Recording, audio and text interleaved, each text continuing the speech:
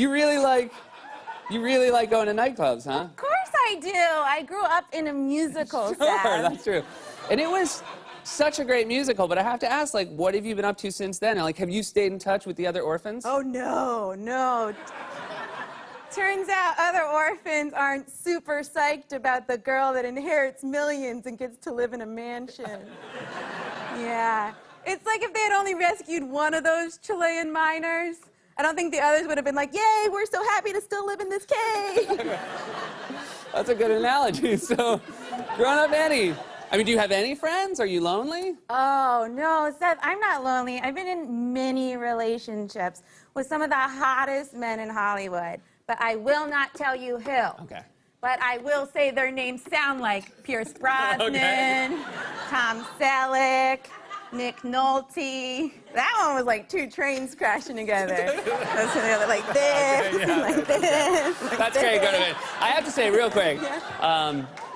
like those men all seem a lot older than you. Oh, I have daddy issues, Seth. Oh, yeah, no, I should have guessed that. Yeah, I was adopted by a man whose first name was Daddy. That was his name. Daddy. It's weird. It is weird, it's weird.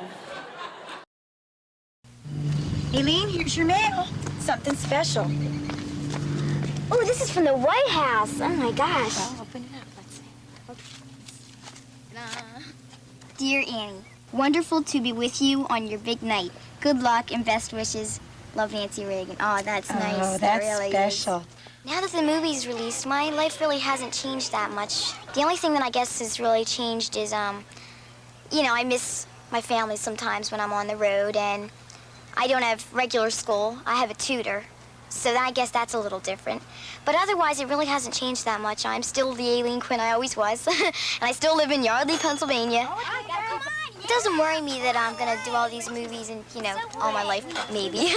And then miss playing with my friends, because once in a while, when I do have breaks, I go back home and I do play with my friends. And filming to me is like playing with my friends. I mean, not in the same way, but it's something I enjoy. If I really decide that I want to be in show business all my life, I'm just going to keep on trying. That's the best you can do. And if I don't find any parts, then I'll come back here to Yardley, Pennsylvania and be myself again. I got a call from the producer who said, we're going to reshoot the Easy Street number. And I said, well, Ray, I have a chin now.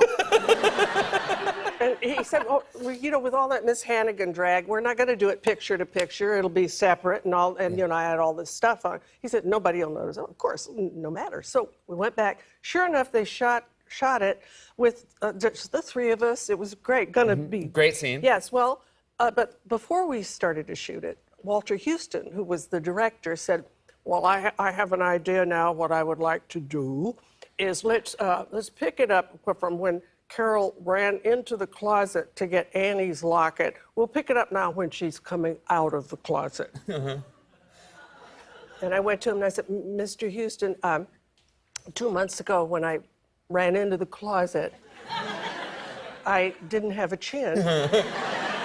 And now I'm going to come out of the closet with a chin. You know, right away. And he thought for a minute, and he said, well, dear, best piece of direction I ever got. He said, well, dear, just come out looking determined. Very good direction. Very good direction.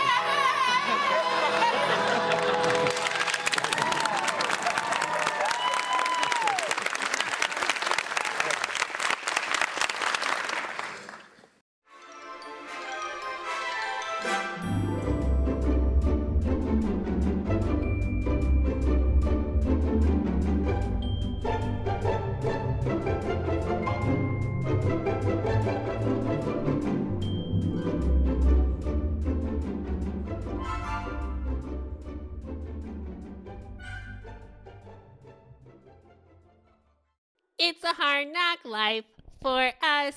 It's a hard knock life for us. Dirty kisses, we get kicked. Dirty kisses, we get kicked. It's a hard knock life. That was so high. I started it real high today. Welcome back. We are going to breeze through the host banter. So, ha ha ha. Well, hello. I'm doing well. Molly. We're doing great. Okay, great. Perfect. Molly does not have Yep. lupus. This is an update. Molly does not have lupus. We have never talked about it on the pod, but now you know she does not have lupus. No reference Most needed. likely. Chances No are context, no no additional context. information. absolutely Nope, not. None at all. Let's move on. RJ, this week you have the challenge of summarizing the plot of Annie, the 1982 version, Okay. in 1 minute or less. And your time begins now. Annie is the story of a little orphan girl named Annie who has red hair and is just got a lot of gumption in her. She lives in a orphanage for wayward girls in New York, and is I don't know, not wayward, just orphaned. And Grace, who works for Mr. Warbucks, one of the billionaire, decides to have an orphan live with him for like a week to basically like make his image good, I don't know, in the public's eye. And it turns out that Annie kind of transforms his life and makes him more compassionate, and through many opportunities to change his life, Annie he decides to adopt Annie, and And that's happily the ever halfway after. through the movie. So what's the last half of the And then film? what happens? Oh, and then the woman who runs the orphanage tries to scam to try and try, her and Okay. her brother. So in this movie, her Miss brother. Hannigan and her brother Rooster, who is an ex-convict, try to scam the system because Daddy Warbucks has said that he will offer $50,000 to anyone who knows the whereabouts of Annie's actual parents, because she longs to actually meet them one day. And so they come up with this scheme to kidnap Annie and get the money. And at the end of the day, it doesn't work out, and everything is right in the world, and Daddy Warbucks adopts Annie. That's pretty much it. That's exactly what I was gonna say. You nailed it. I want listeners to know that RJ and Adam are so convinced that I have to be wrong about who writes the summary that RJ was fully unprepared, and that is why you were subjected I didn't to even that read summary. it. Literally didn't even read it that it was supposed to be me. So I was like, well, I'll just try and do it off the cuff, and I couldn't. You got halfway there. Yeah, then I realized I had to explain the whole scam, and I was like, oh. Yeah. Oh. Yeah. Well, all's well that ends well. Absolutely. I mean, this particular movie, the 1982 version, was a frequent rotation in my house. It was a movie that we watched often, that I feel like we would reference and quote every once in a while, although I wouldn't say it's like it's certainly not a Meet Me in St. Louis level of being fully beloved by my mother, as we all know. But I did have an obsession as a child with being an orphan. Which I think what happened was truly that I watched Annie, and then what I wanted was to be adopted by a richer family. But I translated that in my head as being an orphan.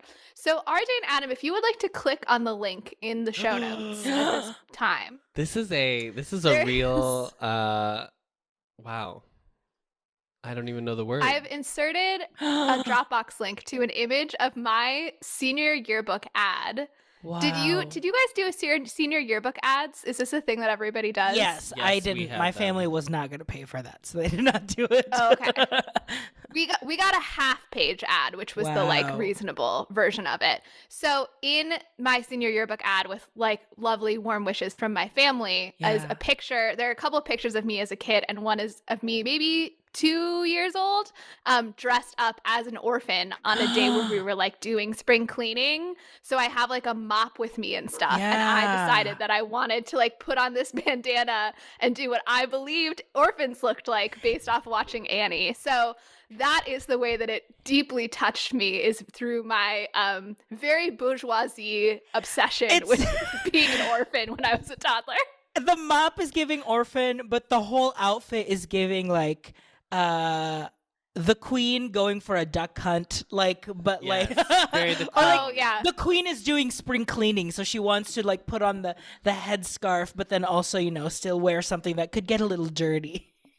I truly, in retrospect, I don't understand why this outfit to me was what people wore in Annie. I don't think any characters wear a bandana over their hair. A bandana in this movie. and what looks like to be a romper, perhaps.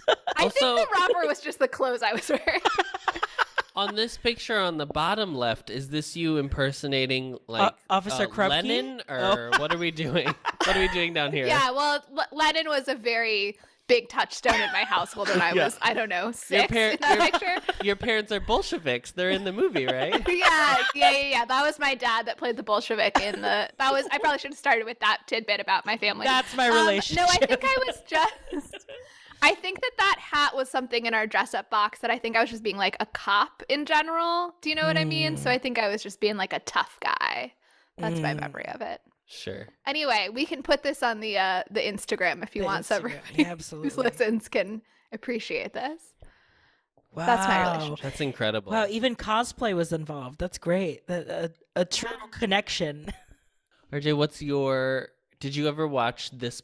It's weird because this month, not to spoil what the rest of the month is, but we're gonna do this 2 more times. Yes, it's the April Annies, and add the sound effects here. Stupid. And this was my idea to do April Annies because I love the show. Let me be very clear. I love the musical Annie. This was my first, I want to say, conscious watching, because I believe I have seen this when I was little, but I can't remember. I have a vivid memory of just knowing that I was watching Annie on cable and seeing the final scene of her with fireworks. That's all I remember. I remember like big fireworks and Annie finally adopted. And I got so emotional that I ran outside the house. This was like a Saturday afternoon. Ran outside the house to find my mom and just like started crying to her. And she was like, "What's wrong?" And I was like, Annie found her family. Annie was adopted. Wow. I was so happy for her. Just like fully, like shaking because I was crying so hard because I was so happy that Annie was able to be with Daddy Warbucks.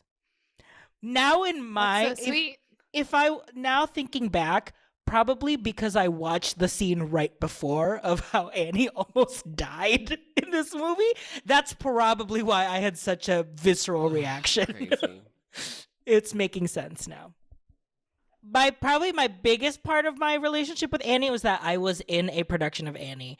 To this day, I would say probably one of my favorite like theatrical productions that I was involved in, because it was in like a very traditional like proscenium, kind of like the Milady, like long audience. Yeah, like long narrow audience. Yeah. And it was just like very professional. I was like in the ensemble, so I was in all of my favorite songs, such as I Think I'm Gonna Like It Here, which is my favorite song of all time. I was in Hooverville. And it was like the most dancing that I'd ever done on a show too, which was like fun to get into. How old were you? I was this was 2017.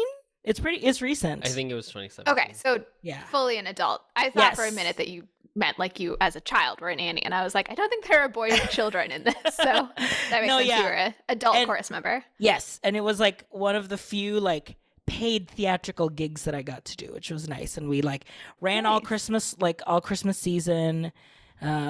It was the tallest Annie I've ever seen. Yes, the Annie was like in 8th grade. So, and it was like a good mix of all of the, like different ages in the orphans. And we had a good production. Yeah, it was a really good production. Molly, have you ever seen it on stage? I feel like I must have, but I can't think of any production, so maybe not. And I learned the actual script of the show for the first time when I was in the show. So that was why I was like, oh, this is a really nice, heartfelt story. I love it. So I, because nobody's going to ask me, so I'll just start talking. Well, you're the host. You're the host. Adam, what's your relationship? Thank you for asking. I kind of grew up with Annie in that I believe we had the original Broadway cast recording on like a CD. And we owned the 1999 Disney like made for TV version that we're watching next week. We had that on VHS. But Annie was not in heavy rotation. Like I think I maybe saw this movie.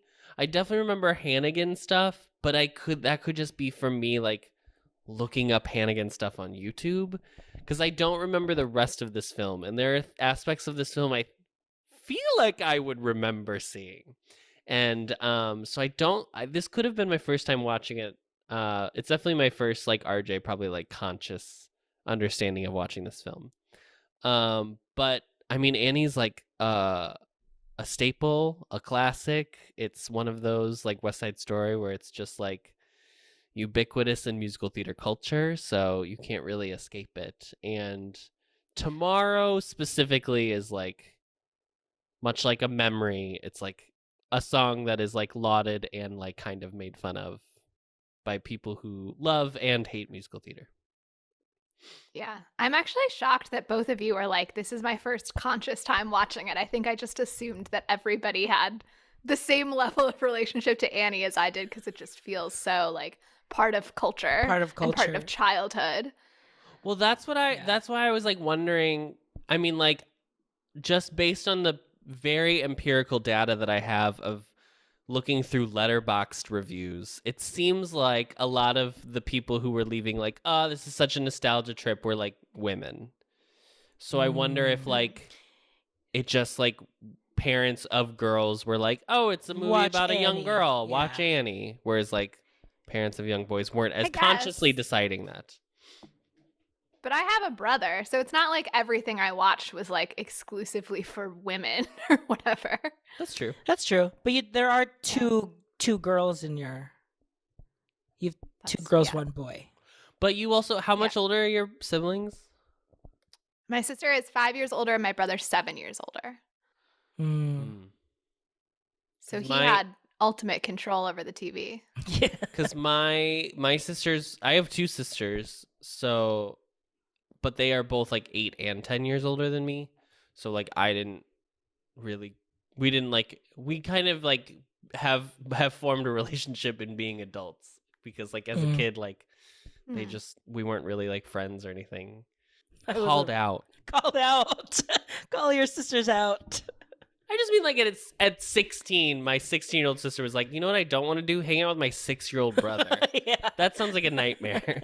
Yeah.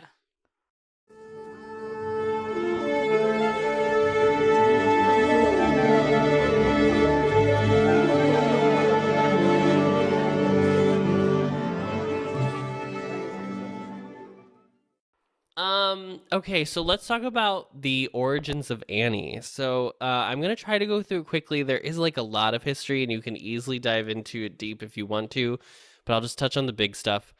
So the original basis of Annie is a poem written by James Whitcomb Riley, who wrote a poem in 1885 called Little Orphan Annie. It is a poem about a little girl named Annie based on a local girl named Allie, a little orphan girl named Allie that he knew. And in the poem, they like talk about how she's coming, and then like she tells the group of kids these like two stories about kids who didn't listen to their parents, and then goblins came and took them away. And then the warning in the last stanza of the poem is like, so listen to your parents and treat other orphans with respect and blah, blah, blah, or else the goblins will get you. So it's fine. It's just a regular poem. The most noteworthy thing is that it's like written in Hoosier dialect. So Adam, do you speak fluent Hoosier? I did not know if I did or not, so that's why I listened to the poem. Like right while we were waiting for you to hop on, I listened to the poem like spoken aloud, because it's supposed to be like a read aloud poem. It's not supposed to be like yes, the beauty of the structure. And I mean, like, there are some older folks I know that like have like kind of have that accent. It's not as hard as obviously it was in like the late 19th century, but there's definitely like a twang, and it's not really like a Southern thing. It's more just like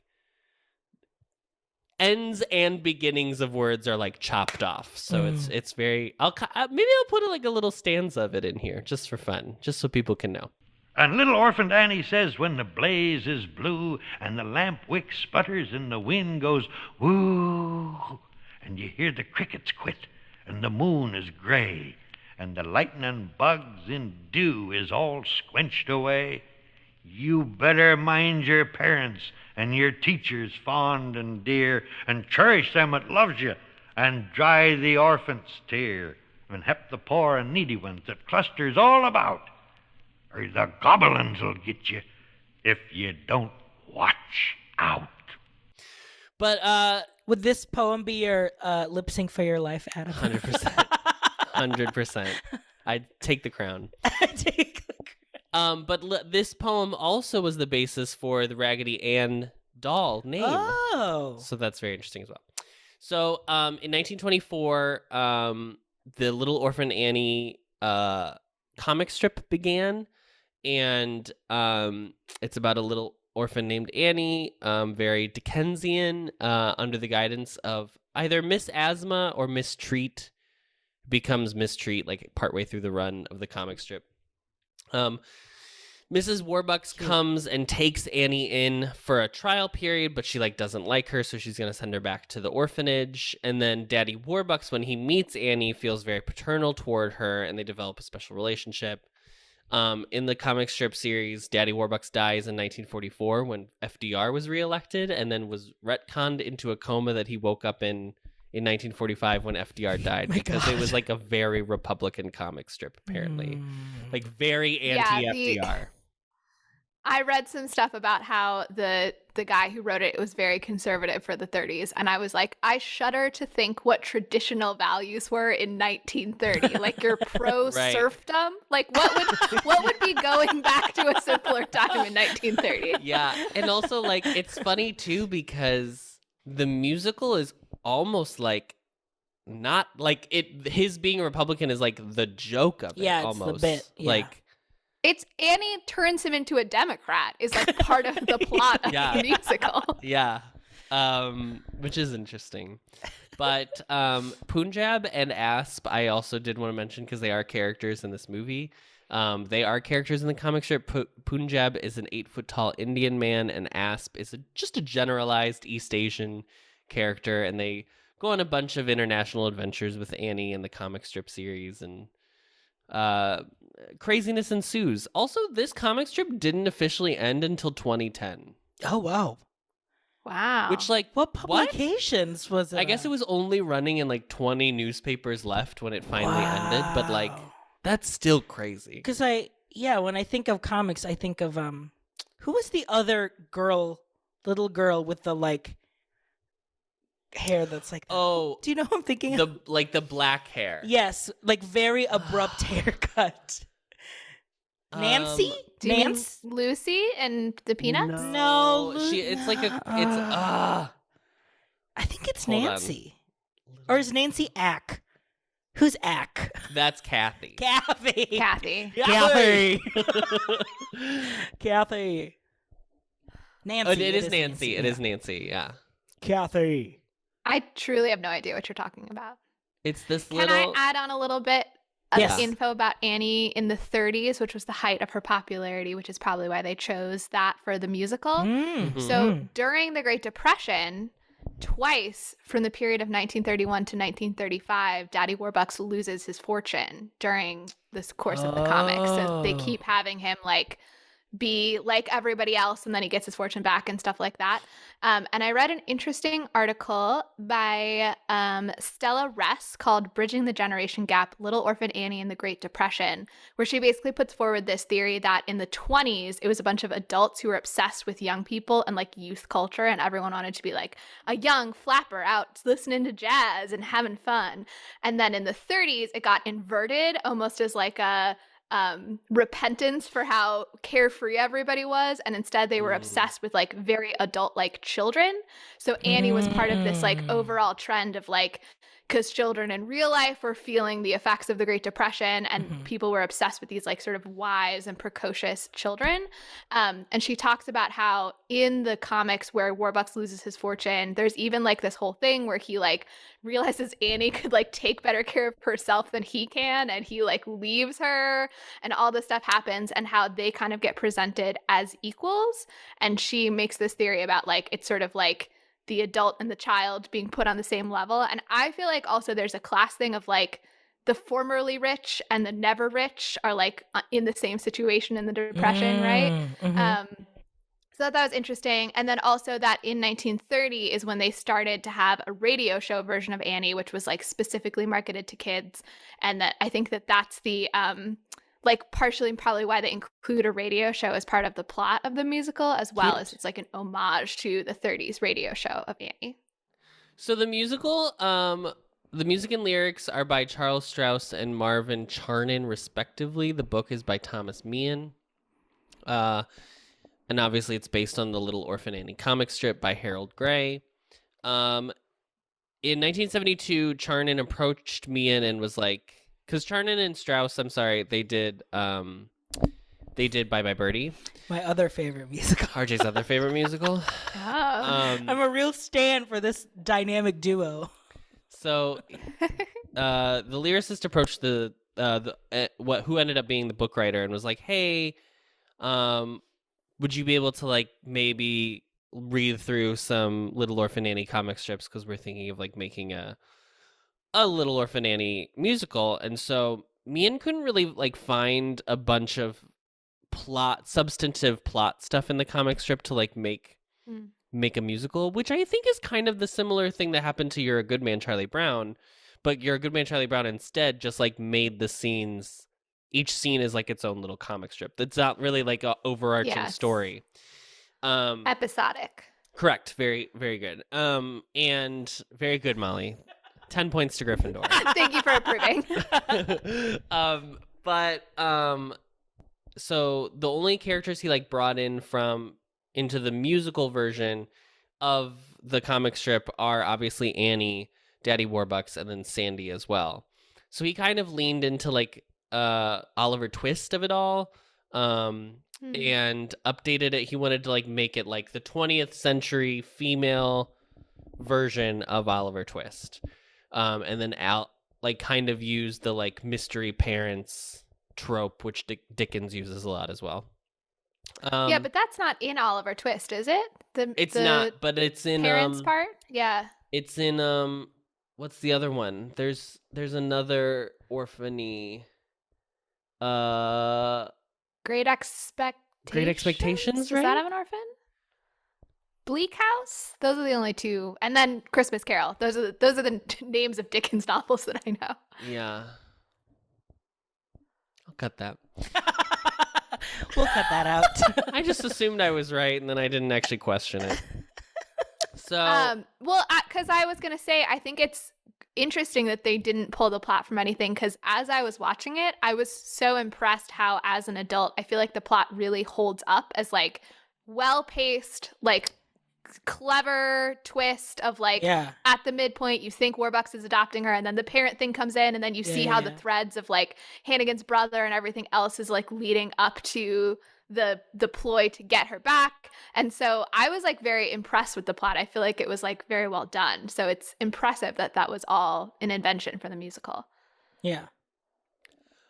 Adam looks suspicious. I don't think he agrees with I think the bones of what they used from the musical are like strong. I think there is some like weird stuff that this movie does, but we'll get into it later.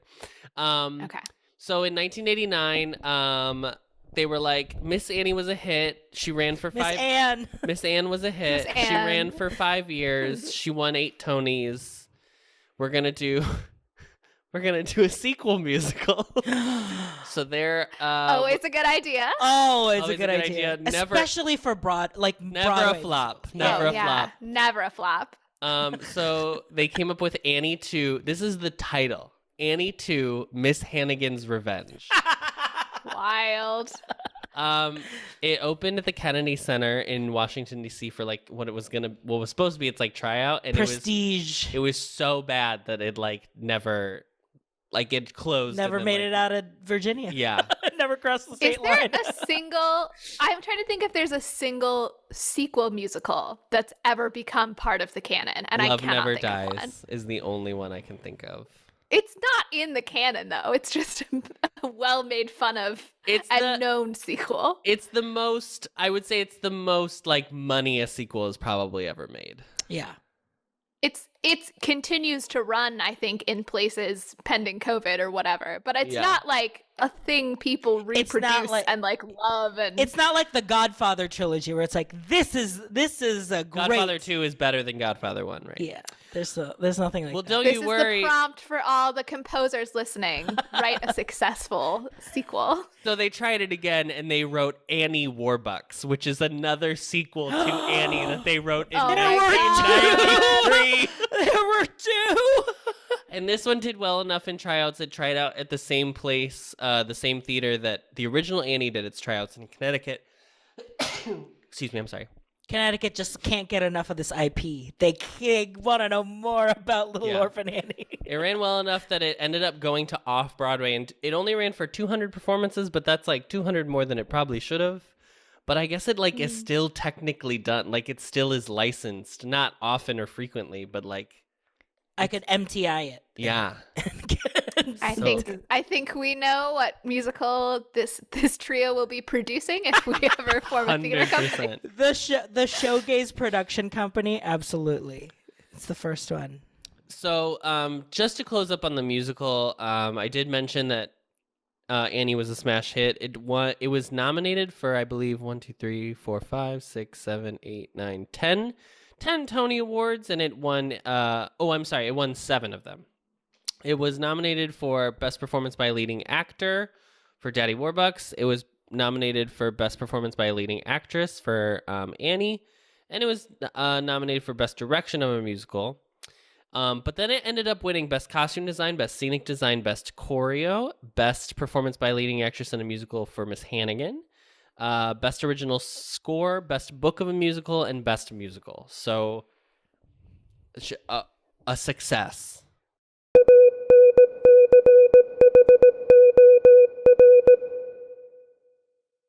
So let's talk about the movie. So the movie is directed by John Huston, spanning a 40-year career in which this is his only movie musical. The screenplay is by Karol Sobieski. It is produced by Ray Stark. He was the second producer to come on to this project. The first was the one who brought the idea of Annie to Columbia. And then through like a falling out, the creators of Annie did not want the original guy to like produce it.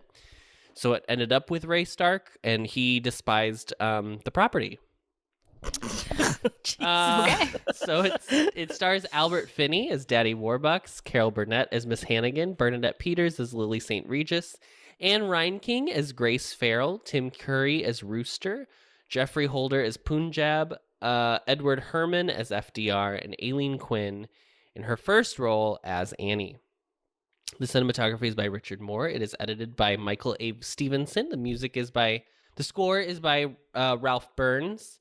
The production company is Raystar, and it was distributed by Columbia Pictures. It was released on May 21st, 1982, finally going wide in mid-June of 82. Its running time is 128 minutes, so just over 2 hours. Its production budget was around $35 million, but with marketing materials, it ended up being about $59 million. And the box office for this movie is $57.1 million, so it was technically a flop. Wow. That's shocking.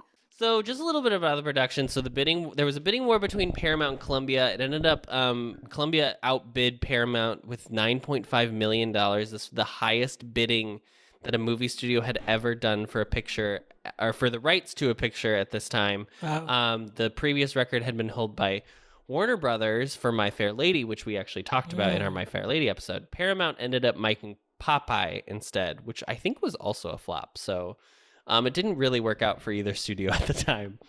Popeye. The Robin Williams. The Robin Popeye? Williams Popeye. Wow. Yeah. So this was the most expensive project that Columbia ever financed at the time. $59 million after marketing, like I said earlier. The 2 lines in which they say "God damn" were added just so they could get a PG rating, because they were worried that if it was just G, only like parents of small children would come. Like families with small children. That's fascinating. That's so Was that not a interesting. thing back in the day of like, because I feel like now it's like if a movie is G, it's a guaranteed moneymaker because parents will take their kids to watch those movies. Do you know what I mean? I wonder if that was like a...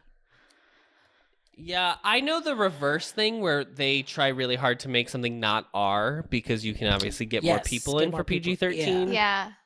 So I know like the reverse of this. This is the first time I've ever heard like a movie trying to not be G. But I also feel like in the 80s, the rating system was like way more lax than it is now. Yeah. Because I feel like a goddamn today would probably get you PG-13. To be like quite honest. Would Like, it? I don't know. A goddamn, if it was just damn, I think it would be PG, but I feel like Yeah. the fact that it's I don't know.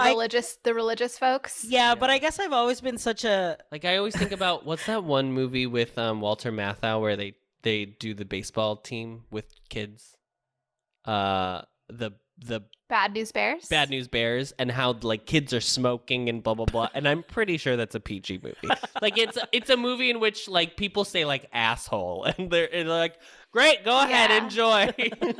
There's definitely different. I mean, especially like smoking is something that really changed over the years in terms of how appropriate that was considered. But I feel like just because none of us have kids, it's like hard for me to think about how, like, if I had a 10-year-old, what would I think about a movie being G versus PG, and how would that affect my decision to take them to a movie? It's interesting because I work in children's theater, and so talking about like what age to market productions to is something that I'm in conversations about all the time, but I've never actually thought about it for movies before. I only think about it for theater. So Yeah. I don't know how parents read those ratings. I also, just to jump off that point, I know that like the age ranges for like children's media is like every couple years is like a different demographic. Like it's not like once you get to adults, it's like 18 to 35, whereas like there's specifically like 5 to 7-year-old demographic, and then like 7 to 9 or 10 or whatever. It's like very strange in that way. Yeah. Well, because developmentally, that's like so different. Right. You're just growing. Yeah, just 2 years so makes quickly. a huge difference. Right. Yeah. It's just so funny to think about. So Strauss and Charnin, who were again the composers of the original piece, they had to like come up with these new songs for the show, but supposedly they were not allowed on the set or to talk to the cast. And that finally was not rectified until they like threatened the production, like Columbia, to like go to New York Times and like complain and have it be like an expose. Wait, so the director said that... I think it was probably the producer. Said that the writing team was not allowed to talk to the cast. Allegedly, yes. And what was their concern? That was not part of the IMDb trivia page. Huh. I wonder if they were worried about like interference, or like they would start directing people, or Yeah. like they were too precious about their stuff. Yeah. Charnin like has said that every iteration of Annie that's ever been made on film is bad. Like vocally outright been like, it's not the original version. He really hates this one. I think that he alluded to like the Disney one is like a little closer, but like he doesn't like that Hannigan is a drunk. He doesn't like all of the weird kind of things this movie chooses to do, and like how dark it I think gets, I think is like a big thing for him. And I'll talk about it later, but the song Tomorrow is like the producer hated the song, so they just like cut it down to like 2 verses and then called it a day. Which obviously like they're very precious about Tomorrow. Yeah. Yeah, having loved this movie as a kid, and like I said, not remembering ever seeing a stage version, and I think I watched the Disney movie maybe once. I love how dark this movie gets, so I think he's wrong. So other fun things. This is the only version of Annie on film where her hair is curly the entire time. Because What's it? Okay. Because No, another finish it. I want to hear. Oh, just because in other ones her hair is supposed to be straight and then she gets a perm for Christmas. Oh, I thought you were going to say I thought it was going to be like she gets a makeover and then like pretty girls have straight hair. It was what I was worried this was going towards. I'm vaguely remembering this now for... Yeah, in your production. In my production, yeah. She got a perm for Christmas. Yeah. Because it's like, you know, It's like a you're Christmas rich. look. Yeah. Amazing. And the director, Huston, he lost interest in making the film partway through, so he would just show up drunk on set, and the assistant director had to do the rest of the film. Oh my God. Hollywood stories, man. I truly feel like this happens every time we talk about an older movie musical. It's like some bonkers story. Some electrician's daughter is about to get killed. Right. You know? Oh my God. Well, we've arrived at my favorite part in this conversation, which is casting and how it could have been a different musical had the tables have turned a different way. So Rooster could have been Steve Martin or Mick Jagger. Annie could have been played by Drew. Such wildly different choices. Drew Barrymore, Kristen Chenoweth, or Elizabeth Berkley. Miss Hannigan almost was Bette Midler. And Daddy Warbucks could have been Jack Nicholson or Sean Connery, who was going so far as to get voice lessons for this role. Wow. Wow. Truly I didn't know crazy. that Kristen Chenoweth was a child actress. So it makes sense. I don't think she was like professionally a child actress, but they did like a across the United States and the UK search for Annie. And there were like 8,000 girls who like tried out basically. And she just happened to be one of them. So when I say it could have been Kristen Chenoweth, I just mean she auditioned for it. It did not go. She auditioned. Gotcha. I was going to say, but I wouldn't be surprised if you told me Kristen Chenoweth was competitive when she was, 6 years old or whatever. Well, I mean, I have no doubt she's been a firecracker her whole life. She apparently was not even like near close to the running because she's famously from Oklahoma and her southern accent was too strong. Huh. I mean, yeah, I guess Annie is from the New York area, but I feel like the character is not like she must have such good elocution. That's a big part of Annie. Like, I also don't feel like this girl who plays Annie is like sounds like she's from New York either. No, she just sounds like standard. She just sounds like standard American.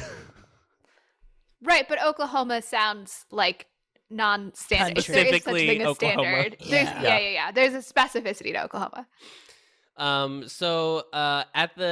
this movie came out, it was like 15th in the rank because it was only in like I think like 400 theaters. So I went to the week that it went wide, which was I think like June 18th in 1982. So that week, Annie, the week it went wide, it was number 5, Annie. Number 4 was Star Trek II: The Wrath of Khan. Number 3 was Rocky III. Number 2 was a movie called Firefox that I've never heard of. I only know the web browser. And number 1 was E.T. the Extraterrestrial. I mean, if you're putting against two kind of like stories about like young kids, Annie and E.T., that's tough. That's tough competition for Annie. Yeah. I mean, E.T. very much scared me as a child, so I wouldn't have been going to see that. But I feel like this is exposing so many assumptions that I had because it was a movie that we watched all the time as a kid. I assumed it was super successful at the time, and I assumed that everybody had seen it. And I feel like I'm learning that was just my bias of what I happened to be exposed to. I also thought it was more successful. I don't think I thought it was like a smash runaway or anything, but I definitely thought it was more successful. But I think it's also because I grew up in like musical theater kind of community, so just a lot of people just talk about their fondness of this movie. Right. Even though I had never seen it. So finally, for the awards, this movie was nominated for Best Art Direction and Best Original Song Score and its adaptation or adaptation score, which was the full title of the category at the time. The art direction specifically is interesting because Dale Hennessy, he was the original art director for this movie and then halfway through died. So the guy who like ended up coming in to like help out and finish the production, his name is Marvin March, I'm sorry.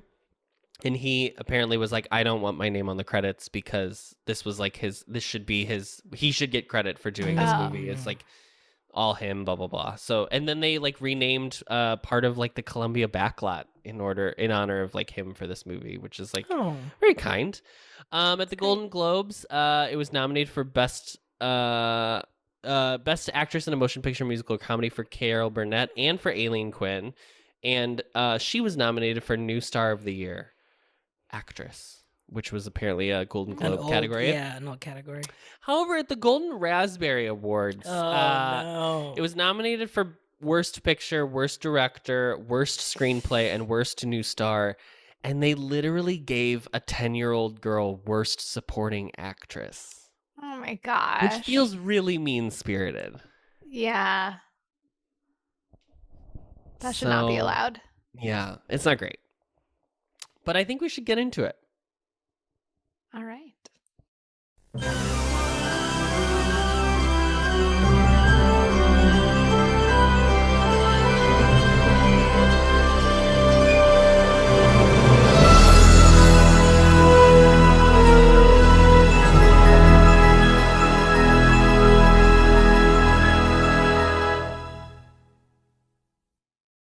If we could, I would like to start with I think the best performance in this movie, which is Carol Burnett as Miss Hannigan. Yeah.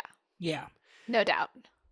She is doing the Lord's work in this film in the way that, like, I think I laughed at every line reading and every bit of physical comedy she It was did. truly like every scene that she was in was a different scene from like the Carol Burnett show. Like every choice was always different, but still in the same world that like this is believable for this character.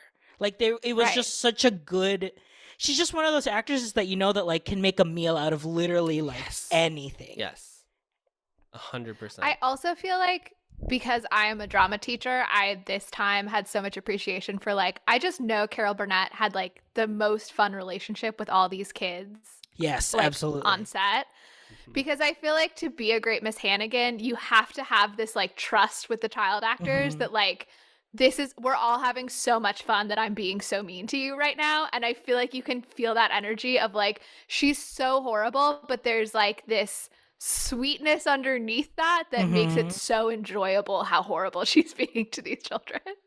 Yeah, because I feel like this character always, for me, never crosses that line that like, wow, she is so horrible. I think like objectively, if you just look at it in paper, like what happens in the scene, it is like, wow, this is a terrible situation. But I feel like every major, or even like just like in the show in general, but every time you portray Miss Hannigan and the kids, there is like a weird like cat and dog type situation. Like it does lean into being more playful, that you're never truly like worried for the kids. Right. Yeah. And that's the line you have to This movie, and I think the musical has the same line, has one of my favorite running bits in comedy, which is person comes to door, answers door, finds out information they don't want to hear, says excuse me closes said door, and then screams and then reopens the door like nothing happened. I laugh every time. I will always laugh. It is never not so funny. Good. It's one of the peak of comedy. In the Aristotelian ideal of comedy, that is what it is.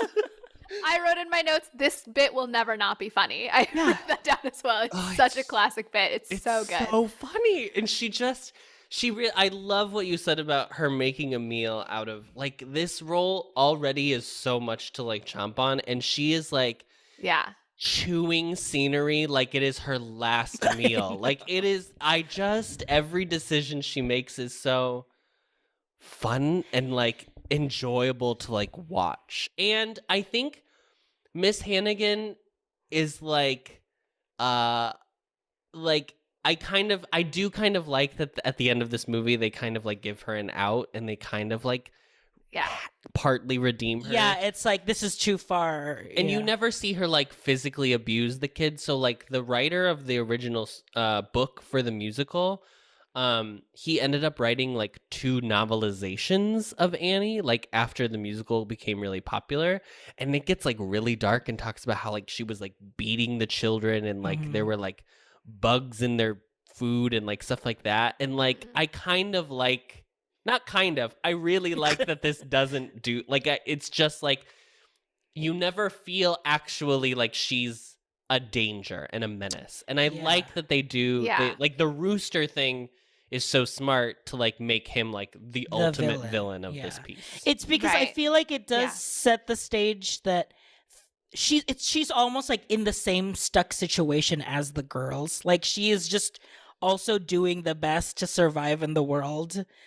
And so there's that kind of like, I can't really get rid of these girls. I have to make it work so that way I can like survive. And I really like in the movie that she's like actively like this, I have to do other things like make bathtub gin, which I didn't realize until Warbucks said it in the movie. I was like, oh, that's what she's doing. That she's trying to do that too, just so she can also have money to, you know, get by.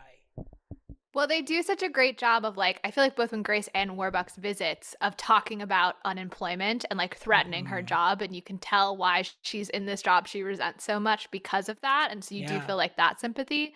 And then I also feel like, because now I'm wondering, since I don't know how different this is from the stage musical and stuff, like in case we have listeners who haven't seen this version, at the end, Rooster is like mad at Annie, tears up the $50,000 check, and Rooster gets mad and starts chasing her, and Hannigan's like, oh my god, he's actually gonna kill her, and then she goes to stop him, and so she gets this like big redemption moment of not actually wanting harm to come to she wants to exploit Annie, but she doesn't actually want her to be harmed. I also love the fact that I don't know if I like rewatched the whole thing as an adult or if I just saw clips of it, but I watched the Hannigan scenes again as an adult and realized that I did not understand as a kid that she was a drunk. And the wild thing is like, it's not like drinking was like an off-topic or off-limits topic in my household. We definitely watched other things where characters were drunk and I understood that they were drunk. Like, I don't know why it took me so long to realize that that's what was happening, because it is not subtle, y'all. No, it's like, not at all. There's no way in which you could watch this and be like, is that what they're implying? She just like got a bottle in her hand from moment one. It's so clear that's what's happening, and I don't know why I didn't know that as a kid. She's drinking vase water. Like vase water, so funny. You know that Carol was like on that set being like, what else could we put water in and make it into gin? You know? Well, let's listen to a little bit of Little Girls, which is like peak character actress musical theater song. If it's not in your book, get a new book. Yeah, I feel like this is the song where if you are a person that loves to be a character actor or just like really loves to make people laugh on stage, this is like one of the best songs that like does that. It's just so good, and a lot of the lyrics are really witty, especially in this one too. Like, it just like tells so much about her situation, and I like that they did it in the movie too, but in the stage version, they'll do like the girls get to do like a weird either interpretive dance or like they're involved in the visual somehow just to like show that like she is constantly surrounded by these girls. Yes. That I'm glad that they were able to kind of like show that off in the movie too. Yeah. One day I'll stay in the nut house with all the nuts and the squirrels. That was a line we quoted a lot as kids. It's so good. Send the flood, send the flu, anything to get me through. Oh, it's so good. It's really great. Little girls. The vocal choices are so amazing. Yeah. I had a crack years ago. if it weren't for my sense of humor. Some women are dripping with diamonds. Some women are dripping with pearls. Lucky me, look at what I'm dripping with. Oh, little girls.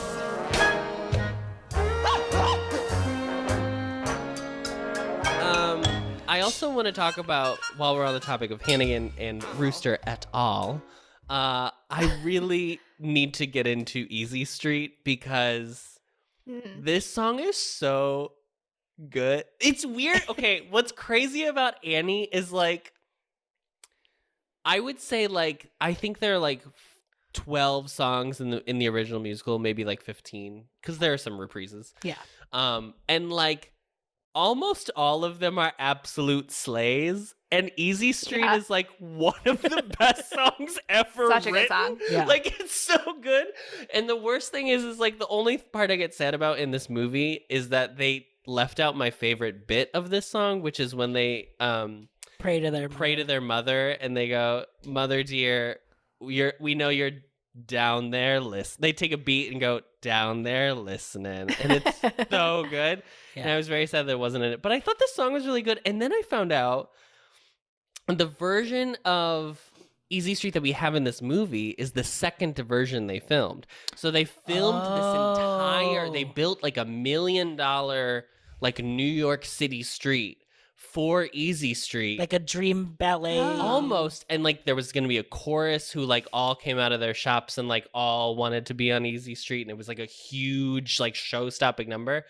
And then they watched it and they supposedly were like, well, this movie feels more intimate than this, which is, I don't think is true, but at the very end, it gets really big, but I feel like before the end, it's quite intimate.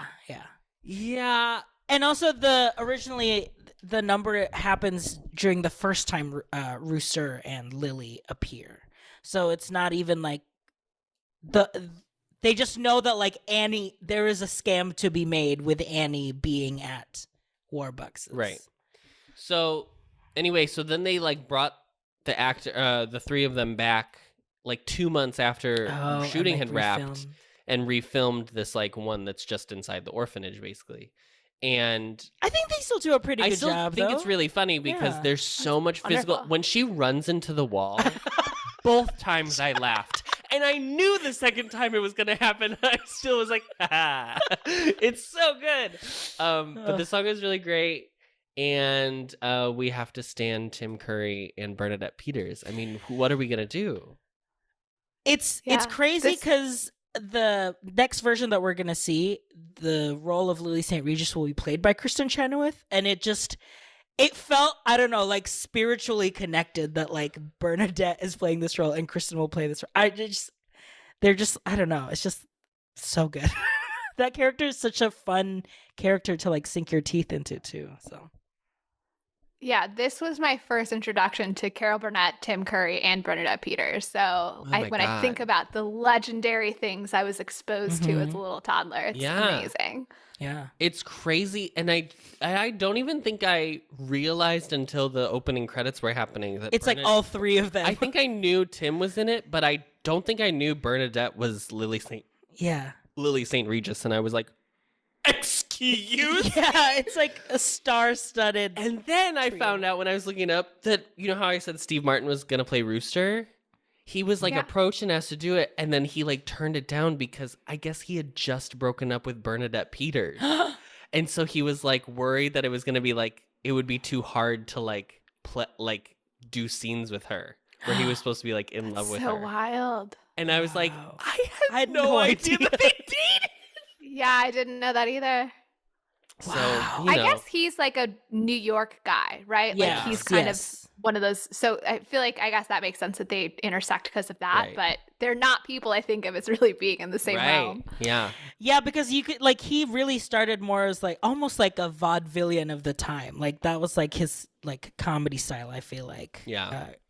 Oh, okay. Yeah. I mean, and obviously we saw him in Little Shop and he was awesome in that. So it's also not like he's never done musical theater. Yeah. If I have one note, About this trio? I would say Tim Curry went to the same dialect coach that Dick Van Dyke went to in Mary Poppins, because that is not a New York accent. It was not clear what he was trying to do. At first I was like, is he trying to do like Guys and Dollsy? It was hard for me to kind of like really listen to like what he was trying to do.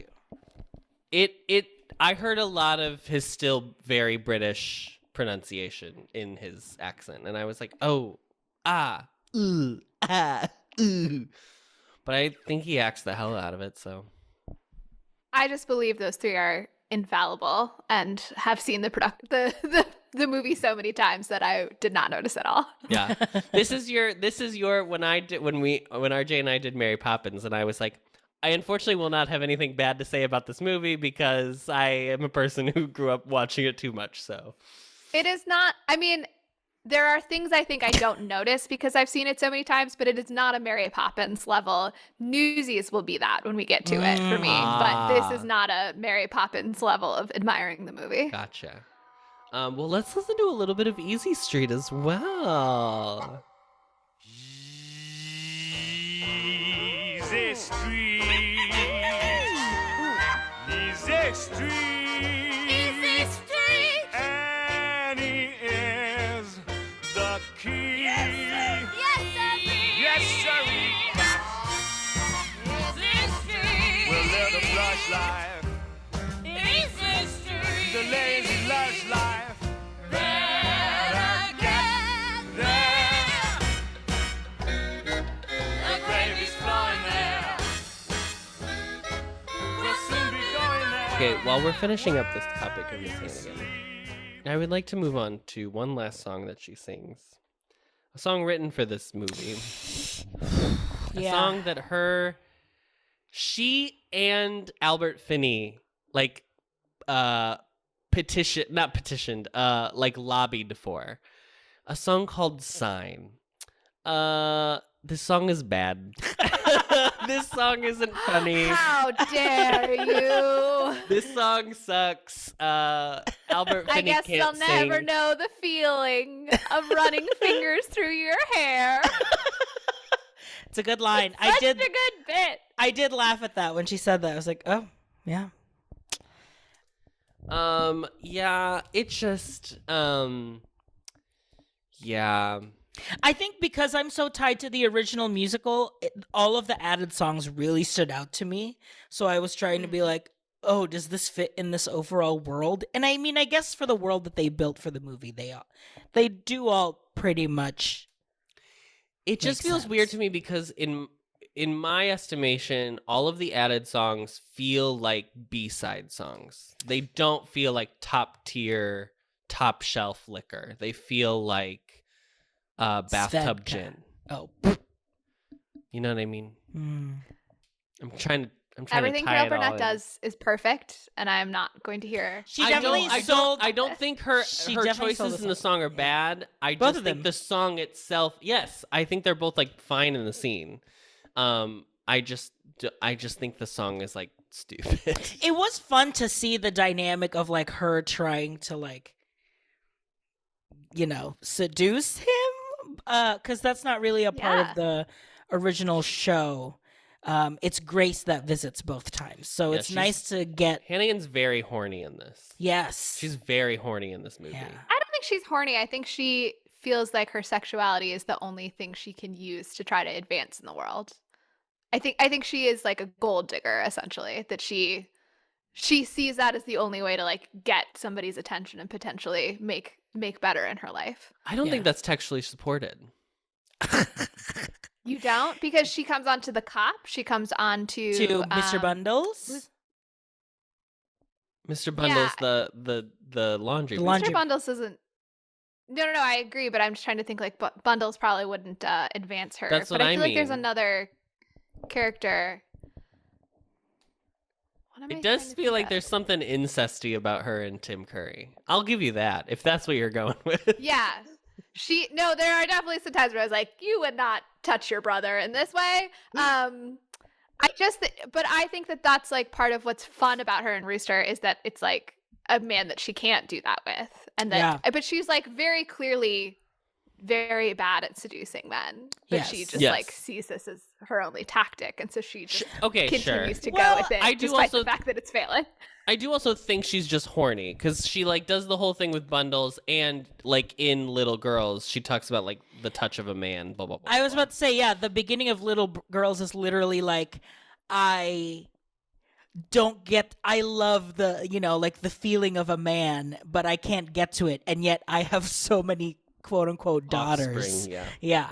So it's like that frustration of like, I'm the mother of the year, but I am not. Yeah. I guess I can get down with like she is both lonely and sees this as a tactic. Yeah. You ever been to Buenos Aires? Where? I hunger for the Argentine. Argentine. Let's me and you fill up our diaries. What? Stop. Buy me a ruby. No. Why shouldn't you be mine?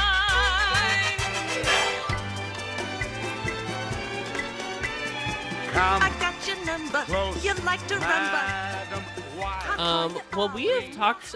We've brought up Mr. Warbucks, so I feel like he would be a good person to discuss. I'd like to pose the question: why is he British? Well, because the American dream is about immigrating to the United States and then making a fortune. Okay. And also, I did write down that I want somebody to make a modern Annie where Logan Roy is Daddy Warbucks. Of Succession. A Succession, yes. Yeah. Reference. And Logan Roy is also Scottish, so I feel like there's something there. But in the show, he's American, right? Is that right? Or is he in the show? He's no. In the show, he was born in Scotland. There's an episode where they like go to Scotland to see the house he was born in. He talks about his uncle from Scotland all the time. Have you ever watched Succession? Do you pay any attention to what happens? No, we just pick up from what people tweet online. Oh, okay. Gotcha. Shiv. Yeah. Yeah. I didn't like he was British, and I didn't like that he yelled so much, and I didn't believe that his change of heart. But other than that, I thought he was a good. It was a good performance. It's like this Daddy Warbucks performance is so clear that like this was inspired by a comic strip. Like he felt like he was a walking the whole movie comic strip character. He was just so like I felt like I could see his like drawn out lines like he was a cartoon. And everything in the like manner. This is gonna be my Mary Poppins because I will stand for Albert Finney's representation of Daddy Warbucks. I think it's amazing. I also didn't realize it was Albert Finney because I just think I watched as a kid and was just like, this man is Daddy Warbucks. Like I didn't think about the fact that it was an actor. So I know Albert Finney from Big Fish, which I love him in. And then when I was looking up the movie, I was like, it's Albert. Oh my God, that's so exciting. So I think he's amazing. I love the bit about the Mona Lisa when he like says he doesn't like it, and then he says, actually no, hang it in my bathroom, which is also like truly a brilliant thing to do with a piece of art, because like where are you going to look at art more than when you're just like sitting down in the toilet? That's what I'm saying. That's where famously Francois Premier, the first Francois King of France, put the Mona Lisa in his chateau. He put it in his bathing room. Oh, I didn't know that. It's a little Love reference. It. Also, yeah, the line "orphans are boys" is hilarious. I think that everything about his gruffness and then the way that he like gradually comes to love Annie, I think is like really. Is it gradual? That's my only thing. Is that I think there's like he's like I love capitalism and I love money and I love power. And she's like, well, those things can't love you back. And then immediately he has a change of heart. And I was like, well, I don't know. Yeah, that was my only thing. Like the switch was basically that scene with Grace outside after the movie. And she was like fully living like, oh, it's spring, or I'm, wearing this yellow number. And can we keep Annie? And he was like, you look so beautiful right now. Yes. Like you two have never been more incorrect in your lives. So, firstly, in literally the together. He says he wants to send her back, and then she precociously convinces him to keep her.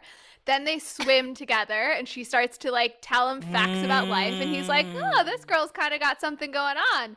And then you can tell that he grows to like her because initially she's not allowed in the office, and then we have later a scene where she's like chasing around that plane around the office, so you can tell that he's like allowed her more into his intimate space of his office. She's allowed to disrupt it. The magical plane. plane. He puts his work aside.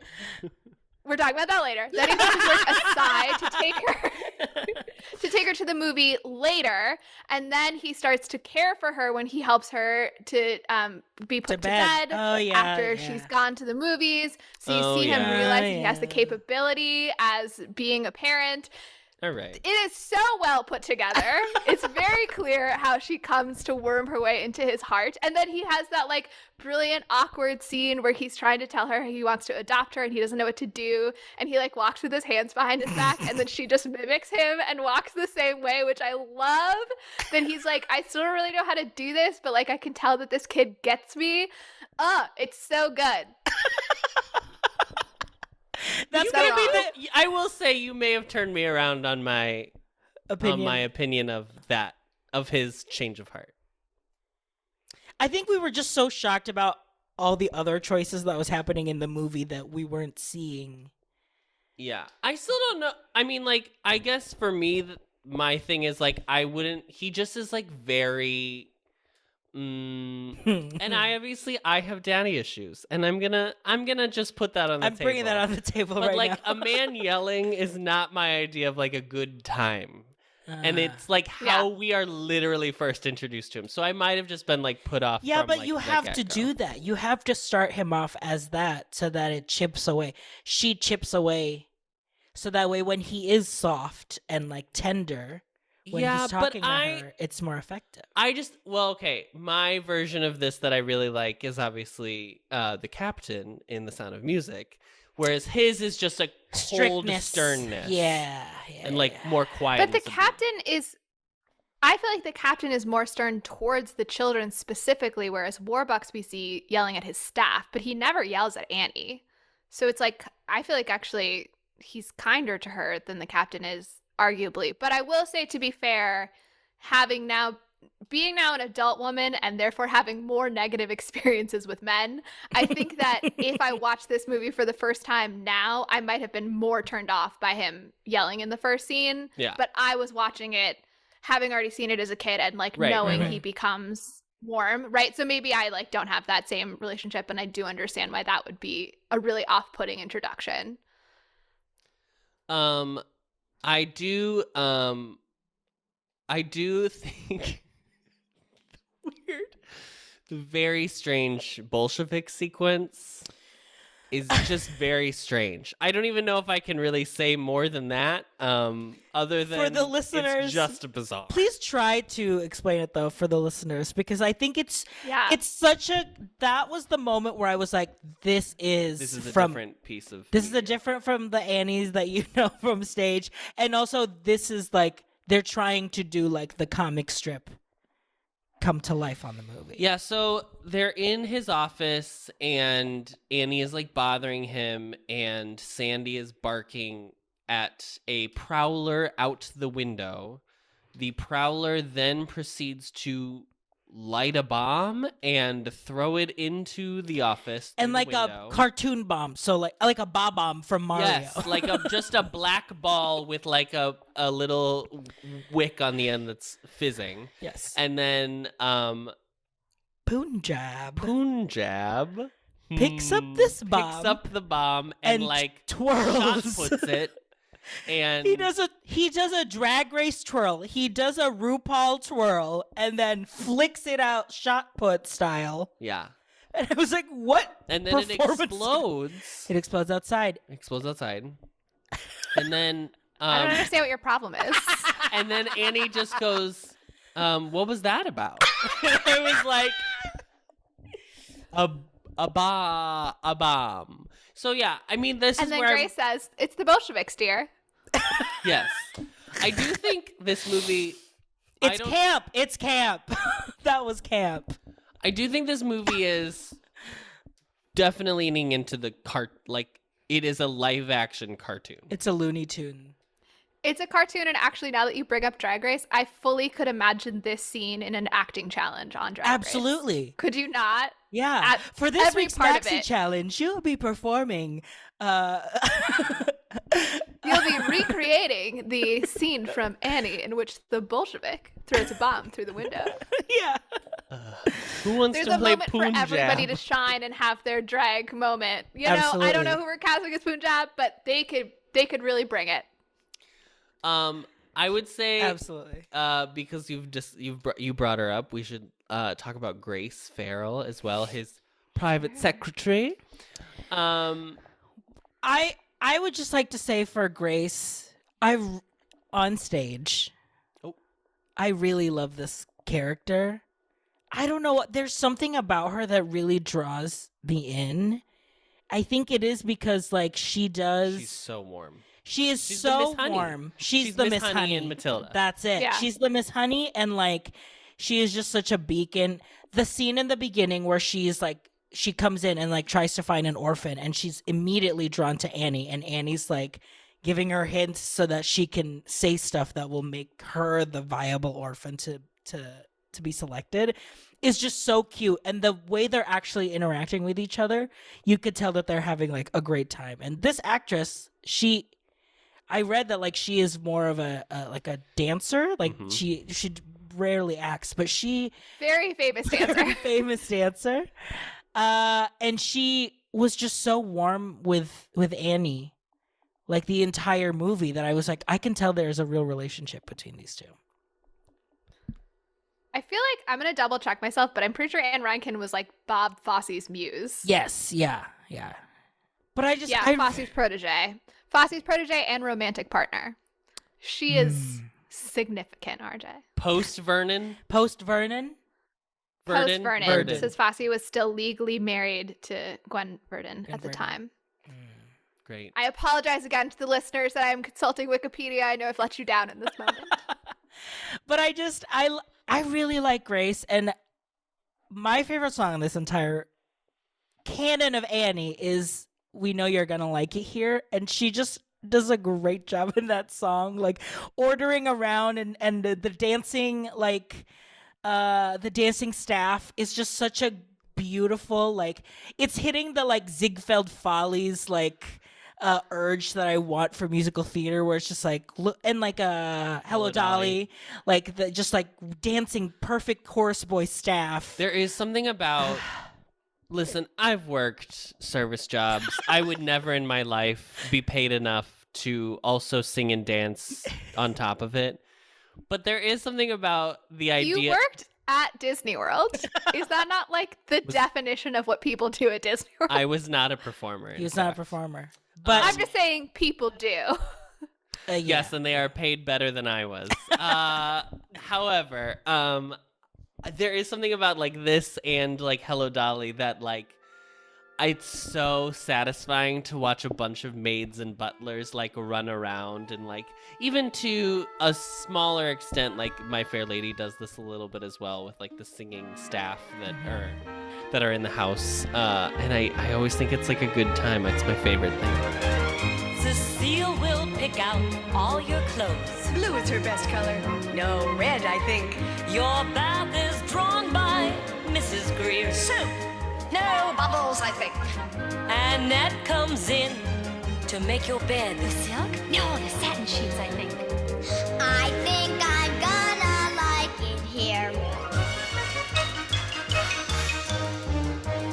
I feel like when I was a kid, I was really obsessed with Grace, especially that yellow dress she wears Yes. in the So scene good. with Warbucks And her when hair she is so dances. It's just like so feminine and pretty. And so I was like, I wanted to be her when I was little.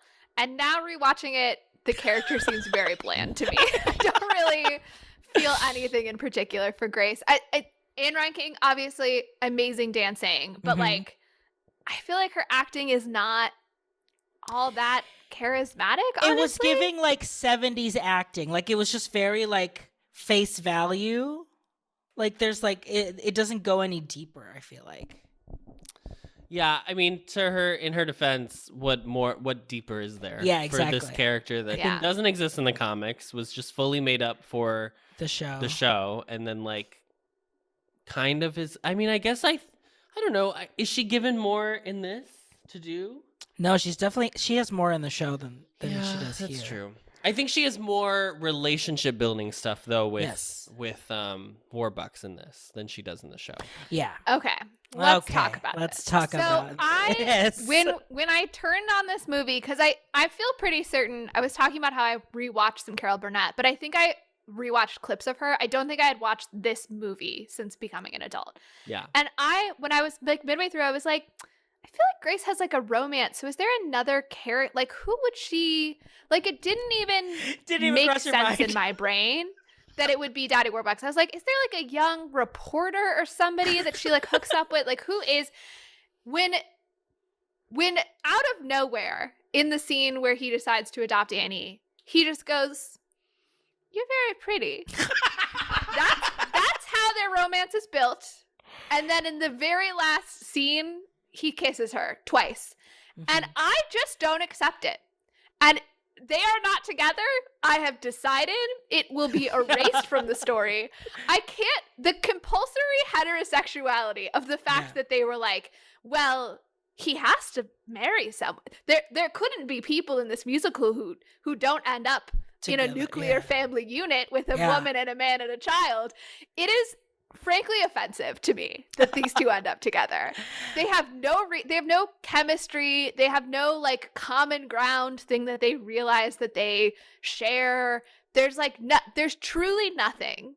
And I'm offended that they get together. I'm angry about it. I will say it's very interesting the more that we do Showgay episodes, that because romance and like, you know, a budding romance is such an important part of movie musicals. I feel like just musicals genre, in general. Yeah. I feel like we have gotten our criticism on like, is there chemistry between who they're trying to sell us as the romantic couple? Like that's like a thing that we just constantly like have to judge and almost like ruins our experience if it's not, you know, believable or charming in any way. I don't even think it's the chemistry matters, but the plot matters more. Right, right. That's what I agree. Like, I think their chemistry is fine. I don't disbelieve that there is a world in which they could love each other. I just don't think, based on the interactions that we are privy to in this film, that is what is happening. I will say, in the movie, we are given a lot more than in the original show. Like, in the original show, there's, like, barely anything. But it's also, it's not as their thing is not as overt. It's not like only at the end where they're like, Grace, you could, you know, or isn't there something like that? It's something like that where it's like, well, like maybe it's almost like we could have everything here. Like, you know, like we do have a real family here. My production went all out. No, you think that because you saw an image of a woman, a man, and child at the end of a movie. Nobody discusses it. There is no discussion of their romance. It is merely he literally has a line that's like, I only need one person, and then he like gets distracted by Grace and kisses her instead of continuing to sing with his daughter. Yeah. It's so bizarre. Yeah. The plot of Annie Warbucks, the second sequel to this. Oh yeah. If you're familiar with the Santa Claus 2, in which Santa has to find a Mrs. Claus in order to stay Santa. That is the plot of Annie Warbucks, in which Daddy Warbucks is told by the child protection person, the adoption, I don't know, somebody, that he has to get married in order to stay the adopted father of And does Grace is Grace and the so one? they're all just like, well, Grace is right here, and then there was no information about how the rest of the plot goes. And I was like, oh. I mean, if this wants to satirize the American adoption system and the way that it does not allow non-traditional families to adopt children, I'd be down for it. But I have a feeling that that's not what it's about. We all know Molly is always very eager. Molly's always very eager to give the people writing musicals way more credit than they probably deserve. And I in this case will not. I just want to say that's also the plot of Princess Diaries too. So there's yes, clearly yes, a book somewhere yeah. where they're like, we're making a sequel. Yep. Let's pick out the marriage plot. That's one of the ones Yeah. that we'll do. Yeah. The big book of sequels. Big book of sequels. So, the frustrating part of their kind of relationship is they took one of the best numbers in musical theater canon and then just said, meh, and decided to put in a new song called Let's Go to the Movies. I, of course, am speaking of the original song NYC, which is a slaps, as the kids say. Pivotal song in Annie, like in like the legacy of Annie. That And is also one of a those songs. pivotal role in the legacy of like many like young people who just have that one solo in that song, but from the star to be. Yes, the new girl or whatever. $3, 2 bags, 1 me. Yeah. And now that you say NYC, I realize that I have seen this on stage because I know that I've seen that number before. I think it was like, yeah, I think it was like an 8th grade musical when I was in elementary school. It was one of those days where we like all got brought into the auditorium and we just like watched Annie. Do you remember like one 8th grader who just really ate up that solo? Everybody knows that solo. Absolutely. It's so good. Absolutely. But no, that's not what we'll be listening to. Let's take a listen to the B-side track, Let's Go to the Movies.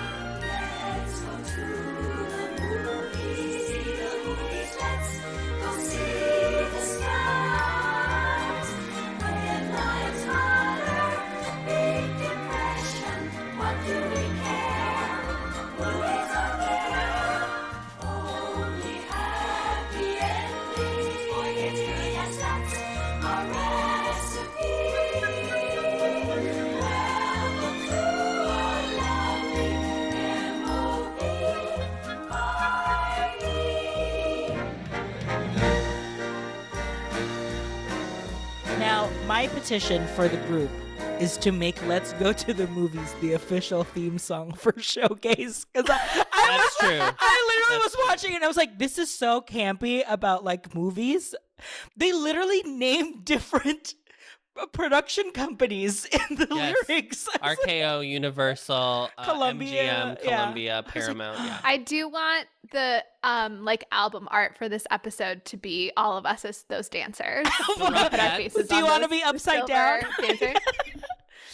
Do it. Whatever you want. You're the visual genius here, RJ. Done. I just supply the creative juice. I want to say that as I was watching that movie, I was like, oh, there's so much like nostalgia for like pictures of old in this scene. And then it made me wonder like, wait, so how far ahead, like how much time had passed? So it's a little unclear because Camille came out in 1936. But if we go off of Annie's birth certificate, which says she was born in 22 and she's now 10, then this movie was 1932. Yeah. The movie was released in 19... It's 30. No, she's 10 and her birth certificate says 32. Her birthday. Go with me on it being 32. Wait. Her birthday is October and it's the 4th of July weekend. So it's 33 because she hasn't turned 11. Adam, go with me on it being 32 for just a second, please. No, I have to be right. Makes sense. Okay. I mean, the Great New Deal also, or the New Deal passed in 33, so it's very confusing. The point is, if it's 32, then this movie was released in 1982. Yeah. It was 50 years before that. We now live in 2022, which is 40 years from when this movie was released. So it is 10 years off of being the same amount of time between the setting of this movie and its filming as the filming to us now. Yeah. So the 82 version of 32 is like if we made a movie today and we were like, we're setting it in 72, right? Yeah. If we were So like, it's what that if we far made a whole scene about going to the movies in 1972? Yeah. I can't even name a 72 movie. So there's that. I can't name any 70s movies. Boogie Nights is I don't even think Boogie Nights was in the 70s. I don't know. Grease is in the 70s. Fiddler on the Roof Saturday is in Night the 70s. Fever, I assume. Jaws yeah. is in the 70s. Okay, well, there you go. There you go. That's it. There's our knowledge. But the entire time I was just watching this scene, and I'm like, imagine a world. That's true. Imagine a world where, like, you watch a movie, but before you do, here are the Radio City Rockettes to introduce a movie. It's so crazy. I wish they did it today, honestly. I wish Radio City would still do it today. So there was another part of this. There was another part of the sequence that was like cut, left on the cutting room floor. And like the dancers wear Grace Farrell masks. And I don't know what that means. I don't like the sound of it. I'm gonna be honest. That sounds weird to me. That sounds like some Brecht. That's alienation, honey. But they basically like Columbia. So when they made this movie, they were like, "It's gonna be a smash. We're gonna make money on our money.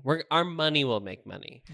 So they were like, they overmade merchandise. They made merchandise for anything that could be branded was branded Annie. And they made a lot of it. And then they also had this like book made. They had 9 photographers follow the entire production around and take pictures of like the entire process of making this movie. And they all did different things. So like some focused on like the dancing, some focused on like black and white shots, some focused on like the like set design, like stuff like that. Excuse me, sorry. And then when they put the book together, most of the pages included the cut Easy Street sequence and the cut sequence from Let's Go to the Movies, in which dancers are wearing Grace Farrell masks. So it didn't really work out in Columbia's favor, because there's still apparently merchandise you can find online that's like Annie merchandise in the original packaging, because they couldn't sell all of it. We gotta get our hands. Well, but if that's being resold by a collector, it doesn't necessarily mean they couldn't resell it. Sometimes people keep things in the original packaging, right? Because they love it so much. There have to be other people like me in the world who love this production of Annie. Or it was on clearance and they just bought 12 of them. Because they are like you, and they bought it on clearance. Potentially. Yeah, I feel like also in the movie scene, they like kind of really stretch out the runtime of this movie with the number of clips that they include. Literally showed a 5-minute excerpt of this movie. Like, which, I'm sorry, this movie has nothing to do. If Annie was made today in the exact same way that this version of Annie is made, the movie they would go see would somewhat reflect like the themes of Annie, or like it would speak to it. It's like very something... Sleepless in Seattle, where they're watching. Yeah. Fair to Remember? Fair to Remember. Yes, that's correct. Fair to Remember, yeah. But it just is like a movie with Greta Garbo, who's a person they happen to name check in the song. And I was like... It's a movie about a sex worker who dies of tuberculosis, which is a pretty wild choice to bring a 10-year-old to begin with. Oh my god. Also, the other thing too that bugged me, which like whatever, this is not actually a real thing that bugged me, but I was like, I think he does it in the show too. You know the thing that I would seems always creepy anytime I do this. I go to see a movie and I'm the only person in the theater. It feels wrong in some way because there's just a bunch of empty seats around me. I don't like the idea of just like one family in the Radio City Music Hall watching a movie. It feels bizarre to me. It gives me the feelings that you had when we watched The Wiz. The Wiz, and there's just void. Just no one on the streets. I don't know that it gave you that level of feeling, Adam. I doubt that you sunk to those depths in watching that movie scene. I remember being a kid and being like, that seems so glamorous and like luxurious to have rent the whole out the movie full, theater to yourself. It seemed amazing. And then I was watching it now being like, would a child now understand like what that means? Like, I don't think my nephew's ever been to a movie theater, so like he wouldn't be like, oh, just me and my family watching a movie? How amazing. Like that's the only experience he's ever had. Yeah. Right? It'll be a shock when he has to watch another one. You're like, who are all these other people? Yeah, he's gonna go to a movie theater and be like, "What is this? Why do I have to share this room?" There is another song called "We Got Annie." Yeah, so this is right after The dancing song. Yes, this is a dancing song. This is right after We they got decide. Annie. But it seems like an SNL sketch. It seems like it's Anne Margaret trying to throw a piece of paper away. Like it's just very like we got Annie. I don't know if Molly, do you know that Anne Margaret tries to throw a piece of paper away sketch?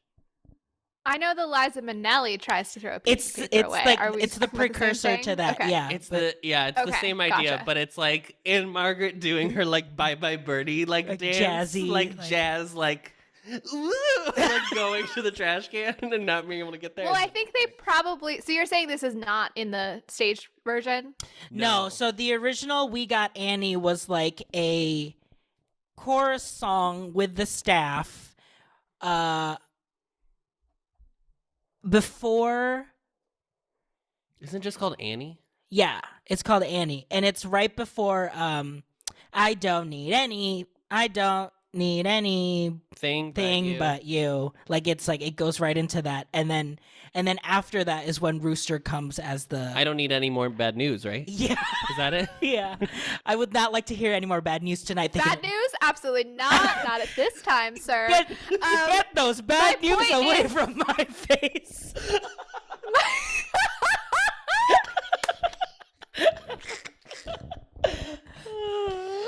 My point was to say only that I bet they included this or like revamped it because Anne Reinking was playing Grace, and they were like, we have to give her like a They were whole like, give her a dance. We got Annie. We got Annie. We've got Annie.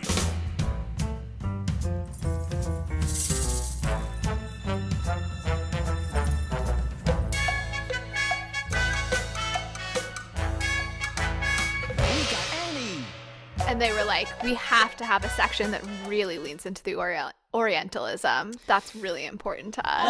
Let's we have to talk about about it. Should we really talk about it now, or should we like introduce the world of Warbucks' like, I don't know, money, business? He has money. What else do we have to say? We have to talk about the Orientalism. that he's a war profiteer? That he's a war profiteer. Yeah, he's a war profiteer. If you really think about it, this is all just His a name is publicity. Warbucks. Yeah. This is all just a hard publicity to- stunt so that he could get pictures taken that like, look, see, Warbucks has an actual heart that he can like worried about his adopt an image, orphan. right. Yeah.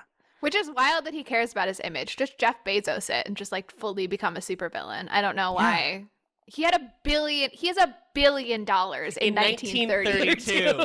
Which Why would you care looking what it up. anybody looking it thinks up. of you? $1 billion in 1932. Inflation calculator. Here we go. He should be building a rocket ship instead of adopting in orphans. I don't Well, know why he did build the first 1932. helicopter. he built a helicopter. Yeah. There's a character in the movie who's quite prominent named Punjab, which is a region of India. So I don't really think anyone has that name in real life. I think that's a name for a group of people, who is Warbucks's bodyguard / mystical man. I don't know if this is in the stage music. I mean, I'm guessing maybe it's not in current versions of the stage musical. No. It is just. Are we not sure it in wasn't in it in the 70s? It is not. It was added to the movie Okay. because they wanted to bring more of the comic strip like elements that the musical left out. Gotcha. So I will say, when I was a kid, I thought this character was like so cool. And Absolutely. I obviously, because like you would, Yeah. of course you want to live with a course. wizard. Like Yeah. that's so cool. Yeah. He like automatically heals Warbucks's, like he gets his leg hurt and he hits his leg, and then like Punjab like heals him. He like is super instrumental in saving her Absolutely. at the end. He's got So fingers. I know I'm doing a lot of hands right now. And so he gets to be like a hero really in the film. He's extremely cool, but he is just like a magic brown man that lives with them. It's extremely Absolutely. problematic. Yeah. Yeah. And we There's don't learn also- anything about him as a human being. He's also not portrayed by anyone from the continent of Asia. He's Trinidadian American, the guy who plays him. So he probably does have South Asian heritage. Oh, okay. And a dancer. So He's a I dancer had the on same Broadway. reaction when he came out, and I was watching it as an adult. I was like, this is a black man, but he's Trinidadian. So he probably has mixed African and Indian heritage. So I think it's all right from that perspective. Nothing else about it is all right, but that part is okay. Are you fact-checking me right now? No, I'm looking up where Trinidad and Tobago are. It's South America. It's in the Caribbean, but they, when slavery was outlawed in the UK, then the Brits imported a bunch of indentured servants from India to do all of the labor that they couldn't get the formerly enslaved people to do. And so it's now a mixed heritage of African and Indian people that live in Trinidad. So I'm trying to think if there's anything else to like. I was I don't really want to just scared. like skip past it, but what else could we say? I'm just like the turban, like that being like the thing we're gonna save Annie with. I was like, I will say Punjab is the part of India that a lot of Sikhs live in, so that kind is of accurate in that way. right, but I don't think I don't know, just like I don't think they were like he's a Sikh. I think they were like this is like mystical Magical Indian man. Oh Yes, yeah, for sure. I'm just saying like they may have stumbled into something slightly accurate. They got it. Well, yes, got but I something right. don't know. I just the like a turban is he has to have a turban not because of anything, but because it has to be how Annie gets saved Annie at gets the end of saved. the movie. And I was like, Yeah. bleh. They stumbled into accuracy with the same level of poise as a drunk Miss Hannigan, I think is what we're trying to say. Sure. And then there's Asp. Who is not really in it except for in the dance sequence, right? Or did I just miss him earlier? Yeah, no, He's just the driver. He's just the driver. The only time he speaks is during that number where he sings with a thick accent. Yeah. Ugh. And then they both have sequences where it's like stereotypical Indian music, Yes! stereotypical East Asian music. So abrupt. And he I just was like does "Ugh." karate. Yeah. It's the worst. It's so truly bad. the worst. There's like it's so Yeah. bad, but like I Yeah. totally understand what you mean by like like as a kid be like that is so cool because Yeah. that is we just You don't know other cultures. Yeah. Everything. It's exoticizing other cultures, obviously.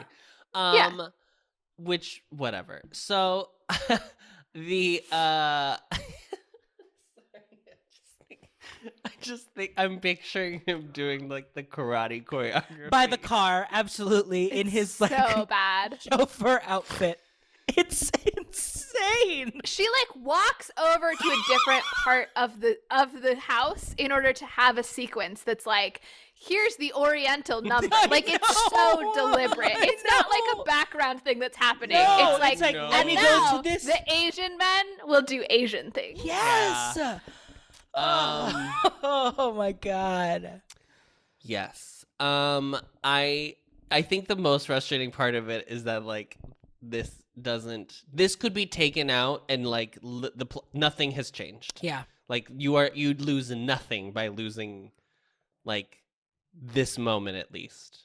Like this Certainly the dance sequence. I think you'd have to like work to try to get Punjab out of it because he like is a character and Yeah. he's instrumental to Annie getting saved. But you could definitely just make him into like an actually respectful portrayal of an East Asian or a South Asian person. South Asian person, Yeah. yeah. Congrats to everyone involved. It is just interesting to add that in the comic of the like, you know, global world adventures that they were having. Like it was almost like Johnny Quest, like Yeah. which is really interesting. And I almost want, what is that? I would much rather see Annie, Aspen, Punjab going around the world. Like you want an international version of Annie? And is that what you're asking? Annie 4 around the world. Around the world and with Annie in 80 because days. I might have a direct to home video sequel that you would be able to watch. Are you? kidding me. No, I'm not kidding. God, the devil works hard, but the intellectual property of Annie works harder. There's so many. There is an Annie 2 in which her and Daddy Warbucks go to Britain because he's going to become knighted. Which I guess if we are saying that he was born in Britain. I guess, yeah. Sure. I don't know how that works. I'm not up on my knighthood, what's allowed for that. And then they have to there's a whole... Wow. Hold on, let me pull it up. That's international, but short of going to Canada, going to the UK is the most boring version of being international. It's the most accessible version. It's just a long flight. It's called Annie, a Royal Adventure. Oh, I remember seeing this because there was a clip.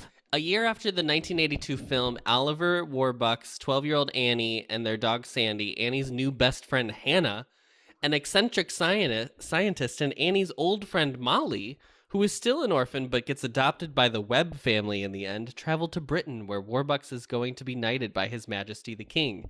However, the kids get mixed up in the scheme of an evil noblewoman known as Lady Edwina Hogbottom, played by Joan Collins, to blow up Buckingham Palace while all the heirs to the throne are present for Daddy Warbucks' knighting, and the only song they sing is Tomorrow. Yeah, it's not a movie music. When you say it's a year after, does that mean it was filmed a year after, or it's set a year after? Set a year after. It's supposed to be the 30s. And it's not any of the original cast? No. Okay. Because it was 1997 or whatever. Yeah, I would like to say, to walk us gently out of the Orientalism section, that I discovered in reading about the comics some delightful original names, because there were some good names in these sequels. So some people that were in the original comics included Professor Eli Eon, who was a mad scientist, and then my personal favorite, Annie's arch nemesis, Selby Albert Piffleberry. And I texted my sister and I read that and I said, I will be naming my child Selby Albert Piffleberry, all is their first name, and you will have to say every part of it in order to call them. There's no nicknames here. No nicknames. She was like, oh, we call them SAP for short. And I was like, absolutely not. Their name is Selby Albert Piffleberry, and you will refer to them as such. SAP! What in the Joe Rowling ass Piffleberry naming? Great. Where would you like to go next, Mollison? Let's talk about some orphans. Yeah. No, Are there orphans in this? I would like to start by saying that I didn't the depiction of Annie in this movie, I think, is so good when she not only, I think in the original show there is a little bit of she is kind of she helps protect Molly and some of the other younger orphans. She's definitely rougher, but by being able to actually see her outside and actually beat up just street kids, fully punching kids, I was a gang of toughs. I was really into it. I was the entire time I was I want a vagabond Annie, just a vigilante Annie, just beating up kids doing petty crimes in New York. I was really into it. I did read some of an article about the fact that she does become a hobo for a part of the 30s as well. That's part of her canon, so that she is literally a vagabond. So it's funny that you chose that word. That's in the musical because that's when she lives in Hooverville. Yeah, she lives in Hooverville. That's right. Yeah. Yeah. I have nothing to compare it to. This is Annie in my head, so I can't even comment on how it's portrayed. This is just what Annie is. Yeah, I think that there's just a little more toughness that I did wish kind of was brought in at the end of her I don't know, defending herself, or it would have been cool to see her punch roosters, something like. Why do we have a scene where she learns karate and then she shows Warbucks a move she learned, and then Warbucks gets hurt and Punjab heals him, which is very problematic. And then at the At the end, she gets out of the car, she gets away from the scammers, and she just steps on Hannigan's foot. And I was like, I'm sorry, did you not introduce us to a karate move like a third of the way through the movie? Like, it was perfect setup for her to do this same karate move. And they just didn't. And I don't understand why. It was the one plotting detail that I was like... Oh, the one thing for Molly. The one flaw in the perfectly plotted movie. Yeah. No notes except for one. No notes. Yeah, I kind of wish that the things she had learned had like come back in some way. I always think that's like a fun trope of like kind of like coming of age stories is when they like the things that you see them experience, they get to like reuse on their own. And I know we're technically talking about the Orphans, but while we're on the subject of that last scene, why were we shown like full 80s New York and like this like her because it's amazing. I was like, these are actual 80s skyscraper, like didn't even change, like put a filter on it to make it look 30s. It's just straight up like they were filming from a helicopter, obviously. What do you want them to do? Time travel, RJ? The first helicopter invented, duh. The way that this movie... Before the actual invention of the helicopter. The way that this movie zooms out in the final sequence where they're like literally in a helicopter looking for Annie, and then they're on a train tracks, which is the height of melodrama, and she's like train tracks, and they save her in a helicopter. I love every part of it. It was just insane. Like that moment where I was like, oh, we are just you know, the world is not, we're not tied to rules anymore. We just want to bring the stakes and the drama. What is your problem with it? I don't understand. Maybe RJ's real problem is that it's not New York that was filmed, it's Newark. Yeah, it was definitely giving Jersey vibes, for sure. I think this film does well in the ending sequence, since we're on the subject, is I think that like it is way more cinematic, the ending that we have in the movie, than the conversational conclusion of the musical, because you just can't do this on stage, obviously. That said, this like tone shift didn't work for me. Like it just felt too dark, and then we had to bounce back to like a circus in the next scene like really quickly, and I was too triggered by Greatest Showman to see another triggered circus by Greatest elephant. Showman. But also I just felt like I was too like jostled around by like the film. The film felt to me like it lost its way near the end. Like it just was like, oh, we have a ton of money to do this really cool idea, but then didn't like finesse the seams to make it all like gel together. Does that make sense what I'm saying?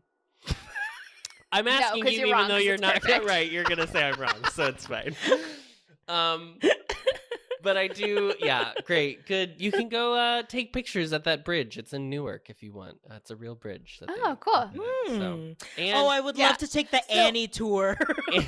and the absolutely. Daddy Warbucks like grounds, like all the exterior shots. That's Monmouth University in New Jersey as well. Oh. And fun fact: the girl who plays Annie in this, let me look her name up. I'm sorry, her name is Aileen Quinn. She is actually an adjunct professor at Monmouth University currently. Which is really cool. In what subject? I think theater. Oh, amazing. She did like theater for years. Well, she's great in this, I think. Molly, I'm she's manifesting quintessential Annie. So I'm manifesting that you and this woman will network soon, as you are both in the fields. She also has her own band called Aileen Quinn and the Leaping Lizards. Oh, come on. Yeah. That's so Which good. I think is both cute and terrible. But, good for her. I actually really do like her. I like her Annie a lot. I could not decide at first. It does feel a little on the child actor is told how to say their lines by their mother in the trailer. Like it has a little of that, but I just think she's so cute and like she's so committed to what she's doing that like it works for me. Where do you guys stand on precocious children as like a trope? Do you love it? Do you Do you think it's too much sometimes? Depends on the application, or? I like it, but as a person who teaches drama to children, it is hard to get me to like really love a portrayal of a child because it's so cute. It's just like I've kind of become immune to it because I just like see it in real life all the time. Yeah. But I guess I like precocious kids because the kid thing doesn't work on me so well anymore, that I'd rather that they're like acting a little bit more like a grown-up than actually like what a kid acts like. Yes. So I don't have super strong feelings about it. It works on me every time. I think it's so funny when a kid pretends to be an adult. Because honestly, I did it all the time because like Adam, I had such a big gap between my siblings that I was always just with my parents. And is this why we're all friends? Because we all have much older siblings? I think so. Yeah. I feel like Molly was definitely this way, where she was like, oh, can you believe the Baltics? Oh, my God. Like 6 years old. It's just never, I think I was definitely a precocious kid, and it's never occurred to me before that we all three have this in common, and it somehow has shaped us into musical theater nerds. Absolutely. Yeah. I would watch, it was not the lowest class of human musical theater nerds. I feel like on this topic, we have to talk about the fact that there's literally a character named Molly in this musical, and so I was, of course, like, everybody, like, turned and looked at me every time a scene came on that she was in it. And I grew up literally as Molly, but I always wanted to be Pepper. Because Molly was the crybaby, which was the real thing that happened in my life because I was the much younger sibling. But like I wanted to be the tough, badass one, of course. Fuck Pepper, man. I don't like Pepper. What? Fuck Pepper. Why are Adam's opinions all wrong? I don't understand. Pepper's not cool. You know what I really hate about the orphans in this movie? This is more of just like a makeup and hairstyling conversation. They all have the most late 70s, early 80s child hair where it's just like literally a mop of hair is just like placed on their head and they just have to keep being like pushing it back. Literally. Like they kept being like, what? And I was like, ah! My God, will someone push a bang out of someone's face? I'm gonna scream. I will say I think Molly in the script, Molly is definitely like the orphan that gets the meatiest role because she gets to do the Hannigan in It's a Hard Knock Life. She gets to do You're Never Fully Dressed. She gets like So senator, so janitor. What a cute song. It is. That's a very sweet song. I did look quite similar to this actress, obviously, when I was a child because we are both. We saw the photo. White girls with brown hair. We did. I played the ventriloquist in the Burt Healy sketch. And Adam during the question. Adam asked this question during. It's in both, so I feel like we're on fair game here. The ventriloquist thing. It's a radio show. Why is she holding the puppet? Yeah, because it's I comedy. wrote that in my notes Adam, too. I don't know what do you. But I don't think it's. Is it supposed to be funny? Because I can't tell because they do the bit where like they do the shoes. They do the like Foley work of the shoes, and Annie's like, "Huh? He's not tapping." But then like, I feel like if they were really trying to be like, "Look, she's doing a puppet for a radio show," I feel like it would have been they would have like focused on it more. But I didn't think it was they featured it enough to be like, oh, it's a purposeful like this is the joke. I wonder. So then I was like, I wonder if there was like an actual like radio show back in the day that had like a puppet, and they were like referencing like something. Sure, yeah. I think it's just that it doesn't make sense for her not to have the puppet for us as the audience watching it. If she came in and just did a puppet voice, I don't think there'd be enough cues for us to understand that that's what she's trying to do. So I think it's just like You have to include it for the audience to make sense of it. But I love the bit where Warbucks keeps reading and he like doesn't understand the conventions of the script and keeps reading other people's lines and like the stage directions and stuff. It's so funny. Yeah, it's funny. It's truly perfect. Everything about it is amazing. Ah, the lovely Boylan sisters. IODENT. Do do do do do do do do do do do do. So senator, so janitor, so long for a while. Remember you're never fully dressed without a smile. You're never fully dressed without a smile. Who cares what they're wearing on Main Street or Savile Row? It's what you wear from ear to ear, not from head to toe. That matters.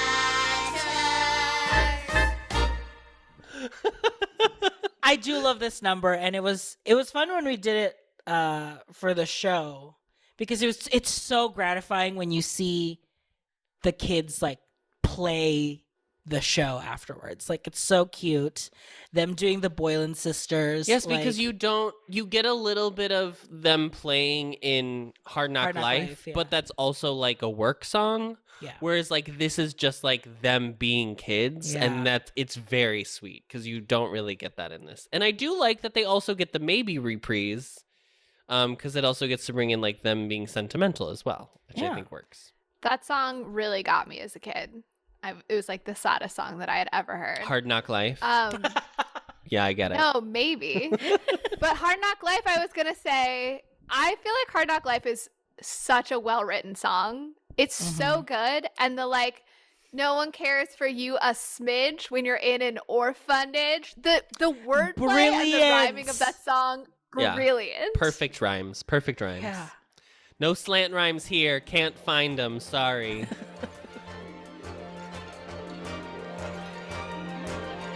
Polish my shoes. And I mean, start now. It's a hard knock life for us. Let me ride. Knock life for us. And no one cares for you, us, please. Here I'm the jet. In an orphanage. It's a hard knock life. It's a hard knock life. The hard knock life. Seeing this in a movie, like unlike the show where you can get like 7 or 8 orphans, seeing it in a movie and actually filling an entire building. You said that such a weird way. Like, how many kids could somebody get? How many kids? Say what you will about America, but $13 still gets you a hell of a lot of money.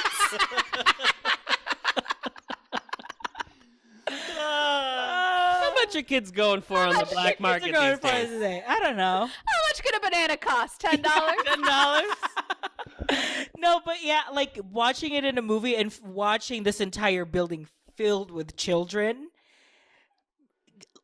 immediately puts me like where I need to be. You're fully on Hannigan's side. And already fully understanding what Hannigan is going through, that like you buy into her, the entire show too. Like, it's so good. She has to. Yeah, she can't be not drunk in this version because there are 48 little girls that it's not just like a set of 6 girls, very Madeline. Like she's absolutely losing her mind. Yeah. And they're so mean to her. I love the orphans in this, but particularly what I love is the fact that they are so mismatched in terms of singing quality. Yes. Particularly in the song about Sandy. Oh, yeah. Is it just called Sandy? Yes. The song where they're naming him. They're like, what if we call him Doodle Ba Ba? And then all of a sudden this girl comes in and it's like, Rover, when you think it over. She's a 45-year-old woman all of a sudden who proposes the name. It's so good. It's so funny. That I love that, like, they either just, like, this I think is when the director was drunk and no longer was making decisions. Because I feel like somebody said, okay, kids, like, you're going to sound like kids. Yeah. Like, it's just going to be, like, cute or whatever. And then a couple of these kids, their stage moms were like, okay, Sally, this is your chance. Absolutely. You get this one solo, and we want every producer in Hollywood to know that you've got the pipes. So when it gets to Rover, I want you to go hard, Sally. Well, and then like you also have to think about a couple of these, at least a few of these like kids were like also in the running for Annie yeah. and just lost out to Aileen Quinn. So like. There was definitely somebody needed to drop a light near them to tell them to stay in line. That girl though definitely had that vibe of like, look at me, it is my turn. I could have been Annie. Like she had that energy when she was singing this line because she just stands in the back for the rest of the song and just kind of like looks and assesses like what she's done. There's also one part I think where they're all singing together and someone is trying to sing louder than Aileen Quinn. Like someone is like full belt.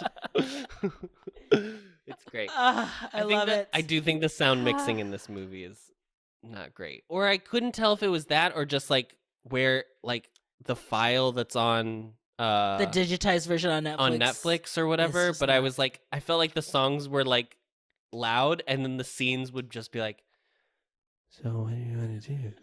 And I was like, I can't hear anything. What's going on? I think you've just forgotten what it was like to watch movies in the 90s. I feel like this is just what movies used to be. And the 80s, but I wasn't around to see it in the 80s. So how about champion? Champion, you're anything but. We could call him Tiger, but there's no fight in him. Tiger, kittens, what frightened him? Rover, why didn't think it over?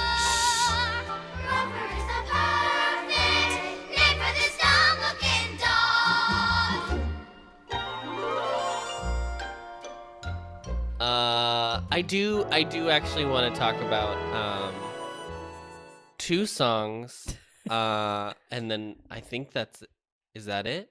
I think that's it. There are more songs? We didn't really talk about Maybe and Tomorrow. Yes, I want to talk about Maybe, and then I think we should finish with we Tomorrow. gotta talk about FDR. Yeah. I think FDR. Maybe is my favorite song in this show. I think it's just really sweet, and I think like it's a really good like opening number, and it gets across the like just like the like Annie's so she doesn't really have in the rest of the movie, she doesn't really have any like sweet sentimental parts. Like there's not really any time where she like has like an introspective like little moment. It's all kind of like precocious from the rest of the movie out. So like starting it off by being like in her quieter moments, because I mean to say they do not give her the first Tomorrow that you see when she's with Sandy on the street, which like in the musical she sings Tomorrow early on, so you can set up the idea that Tomorrow is a song that she sings to herself when she's sad. And then she teaches it later on in the reprise to FDR in his cabinet. You know, Franklin Delano Roosevelt, a character in this musical. So I really like that they gave Maybe its like nice little moment at the top, and I think it's such a good song.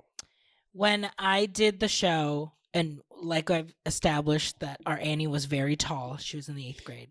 The 8th grade. This is my favorite story.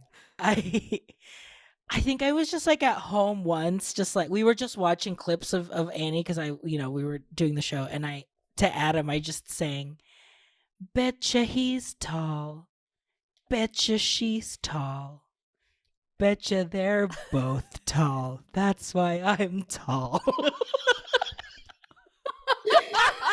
And Adam tweeted it and got viral. I was like, yeah, that's my I got like 600 likes on it for no reason. Congratulations. Thank you. Gay Twitter knows what's Absolutely. up. I'm also laughing because my brother is 6'2" and his wife is 5'11", I think. And so we're all like waiting for my nephews to all just be stream with doll. And so I'm just picturing them as you're just singing that song that. like, well, I guess that's for sure about my parents that I know. Betcha they're young, betcha they're smart, bet they collect things like ashtrays and art. Betcha they're good, why shouldn't they be?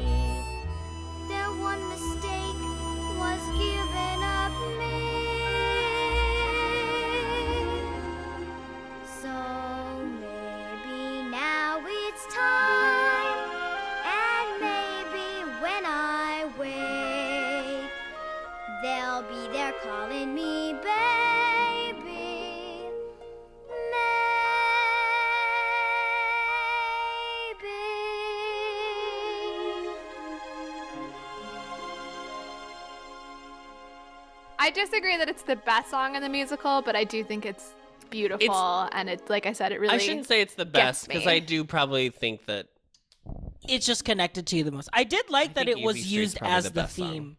I mean, I wish it was Tomorrow, but it like we heard maybe like 3 times. Yeah, they do it, but they have Warbucks sing it. Yeah. And I was like, oh. Maybe is absolutely a better song than Tomorrow. Tomorrow's not a good song. I didn't say Tomorrow. Who said Tomorrow? You? I said that like Tomorrow is more used as the theme than Maybe. In the musical. Yeah. So, yeah. I'm not saying either of you said it was better. I'm just saying that, like, I kind of agree with the producer who didn't like Tomorrow and wanted to put Maybe in it instead because it's a better song. Well, Maybe was in the original musical. He just, like, basically cut Tomorrow from being, like, 2 things to 1 thing. To use Maybe as a Sure. theme, more like a thing that gets reprised more frequently rather than to use Tomorrow as the thing that keeps getting reprised because Tomorrow is a bad song. Okay, well, I guess now we'll talk about it. I don't with that intro. I don't agree that Tomorrow is a bad song. I think it's a song that is just it has the It's a Small World problem where it's children singing an earworm. So you're just going to only hear children singing it, and that can be grating, especially at the decibel range in which every Annie sings Tomorrow, which is like in the thousands. And not a vibrato in sight. It is just straight tone. Straight tone. Away! It's just it's so simplistic. It's so it's like empty anthem. Okay. Yeah. This is Annie, girl. This isn't. I know, but like, but I've made the case for the fact that it's actually like quite a well plotted musical, and there's great comedy in it. It's not my favorite musical by any stretch of the imagination, but like, there's really good stuff in this, and Tomorrow being the thing that it is known for is like such a tragedy because it's like not. I don't think a representation of how good the musical can be. And it's the most empty anthem after a season of watching Evan Hansen and Evan Hansen and Greatest Showman. I was getting the man thing. We've just watched several things that have very empty anthems in them, but like they are musically more interesting. And this song is like, what if both the melody and the message were the simplest things you could imagine? Yes, but at least textually it's supported by her being an 11-year-old or a 10-year-old child. Yeah. You can't. She's like her whole story is like I came up with this song and I sing it to myself to make myself feel better. It's the equivalent of in Kimmy Schmidt when she's like I count to 10 and then I count to 10 again and then I count to 10, and that's just how I deal with like the tragedy of being in a bunker for like 15 years or whatever. I guess this is where I hit my limit of like I'm not as charmed by the like childlike perspective just because I work with kids so much that like it's just not gonna work on me the same way. But I love childlike wonder in real children. I just don't want it in my musical. Yeah, there's something about too that I think this musical is very like culture wasn't like the cynicism of culture was not as like forward as it is like today. Like I don't think you could make an Annie today and have this song be like there has to be like an edge to it for it to happen. Have been made today. Yeah, it kind of does. And it has to, you almost have to watch Annie in a positive decade, right? Because it's like, oh, like you do know the Great Depression does end and like things do get better in the future. He does make the New Deal. But when it's 2022 and we're just sneaking our way out of a pandemic just to go right into a world war, it feels a little like, oh, I'm not feeling like the future's necessarily going to get better. That tomorrow feels pretty far from now now. And I guess it should be a time when I'm like extra inspired, right? I should be like, oh, we'll get out of this current Great Depression. Like there will be something better. But right now I'm like, oh, you sweet summer child, if only you knew that things do not necessarily get better tomorrow is kind of more how I feel at this moment. Yeah. The sun will come out tomorrow.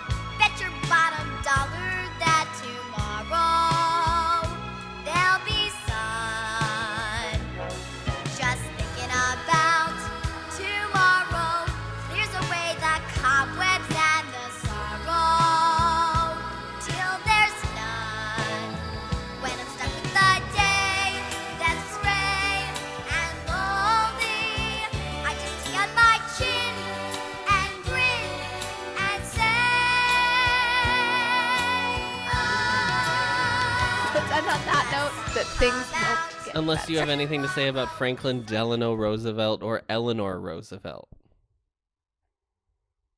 Two of the greatest Roosevelts. I just, yeah, definitely top 3. I feel like.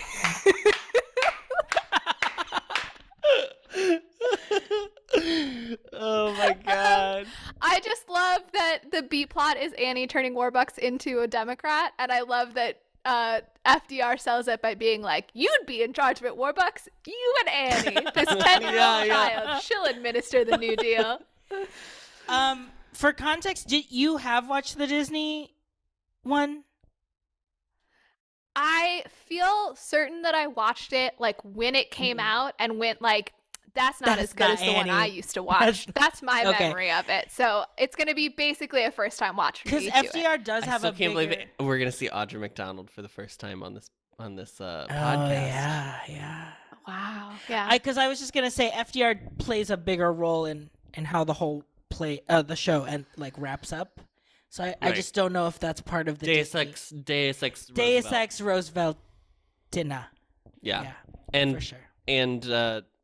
Because they Edgar. cut Punjab? Why would that? I don't understand why you would take Punjab out of it. It's weird. I actually don't know why you would add Weird Punjab choice. to it.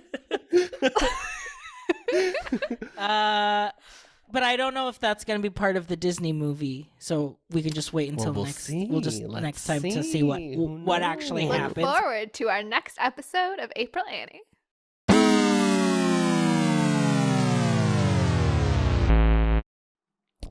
So, this movie has a 53% on Rotten Tomatoes.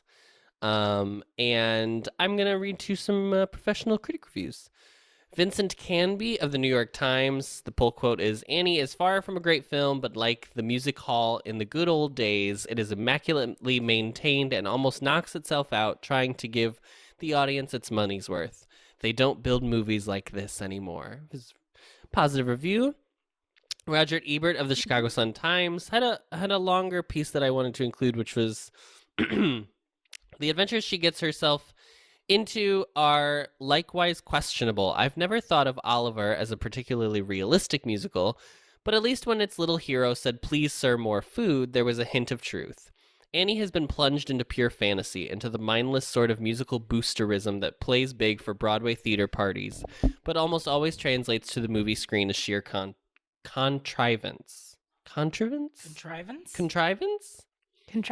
Annie is not about anything. It contains lots of subjects, such as cruel orphanages, the Great Depression, scheming con men, heartless billionaires, and President Franklin Delano Roosevelt, but it isn't about them. It's not even really about whether Annie will survive her encounters with them. Since the book of this musical is so rigorously machine-made, so relentlessly formula, it's one of those movies where you can amaze your friends by leaving the auditorium standing blindfolded in the lobby and correctly predicting the outcome. Oh, loosen up, Roger. My God. I mean, I agree with everything he says. I just disagree that That's any bad. of that is a negative. Yeah, exactly. Yeah, that was the point, girl. He also, in this review, I didn't include it here, but he also kind of talks about, like, which I thought was interesting, was he was like, I just don't know if kids will like this movie. Because he was like, it feels like a very specifically nostalgic thing for, like, older adults about a time that, like, only Their older, childhood, like, yeah. stuff like that. And I think, to some extent, I think he's right from, like, the big things about this movie. Like, I think if you're a kid, and obviously correct me if I'm wrong, but, like, the things you like are probably, like, the songs and, like, the hijinks. Yeah. Whereas, like, the other stuff around it doesn't equate. Just goes bad. It just flies by you. Like, you don't really, like, stop and think about it. So I thought that was kind of interesting. And like, but I guess that's... It's fun to think about going to a movie where the Rockettes introduced you to the movie, even though you, like, don't have nostalgia for the 30s, right? Yeah. Like, I feel like you don't have to have that specific of a lens on it. If only someone could have sent Roger Ebert a picture of 2-year-old me dressed as an orphan, he would know that children will love this musical. And then Jeff Andrew of Time Out writes, "The mystery about Huston's $60 million screen adaptation of the hit stage musical, an entirely ordinary and comparatively unspectacular musical fable in which perky orphan Annie wins the heart of mean millionaire Daddy Warbucks, is how it could possibly have cost so much. The songs never take off into anything very much. The whole atmosphere, apart from the climax, is distinctly stage-bound, and Huston merely reveals why he had never before in his long career been hired to make a musical. I will say, if I have one big critique of this movie, I don't think it's very well directed. I think it's, like, just fine, but it doesn't feel, like, masterful in any way. I guess not. I don't know. I mean, the final sequence, I think, as I've said many times, is amazing. And I like the stage-boundness of it. I like that it feels like, especially the orphanage scenes, like could just happen on a stage. So I think there's nothing wrong with it. No notes. No notes. But on Letterboxd, the people are saying maybe have some different takes. So Ellie gave it 4.5 stars and says, Annie punching some asshole boys to save a dog was the advent of modern feminism. Amy gave it 3 stars and said, as a child, I wanted to be like Annie, but now I realize the only valid role model in this film is Miss Hannigan. Absolutely. And Boy George II gave it 3 stars and said, somebody find Bezos a red-headed orphan and we'll pass this reconciliation bill in no time. There you go, Molly. Oh my God. I swear I did not read that ahead of time. I'm so glad someone else had the same take. Well, the closer that I wrote before was, what newspaper or webcomic would you like to see turned into a musical? But because our earlier conversation was about the fact that no musical has ever had a successful sequel, I feel like the much better question is, you have to pick a musical to create a successful sequel off of, potentially using a somebody must find a wife in the next 48 hours plotline, if that helps to spark your thoughts. All right, so we'll do sequels because you're gonna have to come up with 2 more questions for the next 2 weeks. Yeah, we can keep the webcomics for later. As is typical Molly fashion, she came up with a question and then forgot that she had to also answer said question. Well, this time I came up with it during the episodes that I was listening to you guys and being a good co-host. I know, and me and RJ like fully talked about our webcom or our comic that we would like choose earlier too. We were like prepared. I do like the added challenge of the plot has to be like there needs to be a marriage to save the established success that you had in the first musical. That doesn't have to be part of it. I was just saying it could be if it helps to spark it. But if you want to take that challenge, please do. That is like what I think people thought they were going to do with like Frozen 2. Yeah, though, like but he needed, it's not she really needed about to that be at all. married. Yeah. Okay. Hello, Dolly. I'd love to see Dolly and Vandergelder. Is that his name? Yep. Yes. Something like that. Something Dutch. I would love to see more of like their dynamic when they're actually a married couple. Like I'm genuinely curious to see more of that. And then very simple for Dolly to be involved in getting somebody married in the next 48 hours. I feel like we could have a new character who comes and is like, I'll lose my fortune as a prince unless you get me a doll or whatever. And then it's hello, Dolly. That accent and the word choices were all over the place. But it's called Hello Dolly. Yeah. Doll. Hello, Dolly. -Y. And then he marries Dolly Parton at the end. That's how it all comes together. Yeah. They have the ceremony at Cheetah Mall. So you see how all the musicals we've ever covered all come together in this one sequel that will be gangbusters amazing. Produced by Showgays Productions. Yes. Yeah. That's fun. RJ? I would do like a Music Man or a My Fair Lady like situation. Like, I think My Fair Lady probably would be a good one. Like, I want to see like Eliza fully code switching from like elite statused woman to like, you know, plain old Eliza Doolittle and like getting her way, and then like see like if someone either catches on to the scam. I want like an Eliza Doolittle version of, you know, Theranos, where she tries to like scam or like create something like an empire or whatever, and people find out that like she was just, you know, selling flowers all along. I just want a reverse marriage plot, though, in the sequel, in which Eliza decides to not actually get together with Henry Higgins, because that is the worst decision in that musical. You want to talk So if it's about her, hetero relationship. Thriving post-divorce, then I'm totally in. Yeah. It is like 5 years after, and she's just signed the divorce papers. And then she, My Fair Lady, somebody else. Yes. And that's Elizabeth Holmes. Yeah. And it's all about Eve. And she tries to get back. That's good. I'm having trouble with doing a marriage thing, so I'm just gonna come up with just a regular sequel. So I would choose. Hold on, give me a minute, because I was thinking the whole time about the marriage thing, so I was really thinking too hard. The trouble with the marriage prompt is that, of course, all musicals end in marriage, and so it's difficult to come up with one that could be added to it. Yeah. So I would come up with a sequel to Thoroughly Modern Millie, in which we get rid of the Orientalism plot line altogether, so that we can still do that kind of show with the 20s flapper feel, but it isn't baked in with like weird, horrible racism. That way we can do it again, because I like Thoroughly Modern Millie and the music in it, but unfortunately you just can't really get away with it anymore. So, but how will you extend the plot into a sequel? It'll be later the same day. It'll be about the friend, what's her name, and the boss. Okay, I've only seen Thoroughly Modern Millie once or twice, so I don't really know the plot very well. UGH Modern. The original Millie movie was not a musical. It was just a movie, and then the musical. I think there's a couple songs in it, but I don't think it's like a full musical.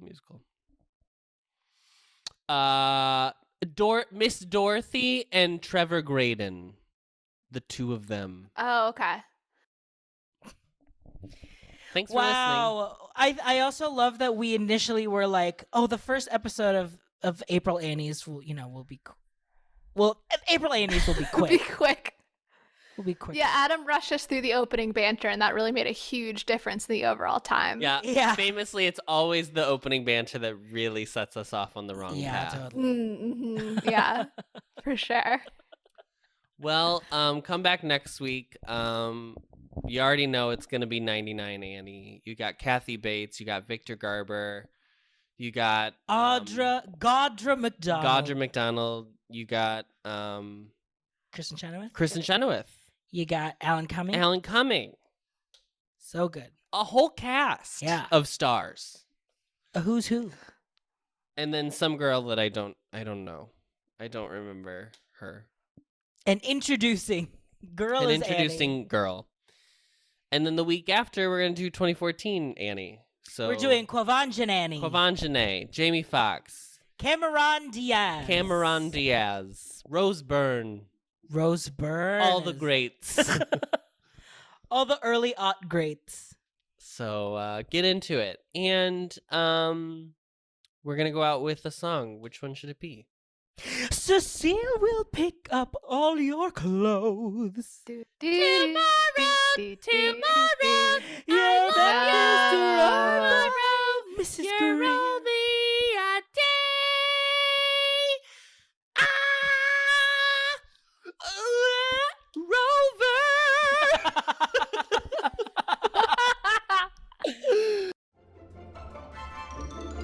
Thank you for listening to the best revival of a podcast, Showgays.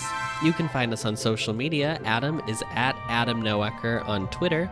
RJ is at RJ Food Rocks on Instagram. And Molly is at Molly Matiny on Instagram. This episode was edited and mixed by Adam Noecker. This has been an Ampliverse production. You can find our show page and more information at theampliverse.com. If you'd like to send us your own takes on the movie we just watched, reach out to us via email and we might read it aloud on the show. Our email is showgaysmoviemusical@gmail.com. Don't forget to follow us on Apple Podcasts or wherever you find your podcasts. And as always, rate, review, and subscribe to help others find the show. And now, as always, the show must go on, so stick around to hear what we're going to be watching next episode.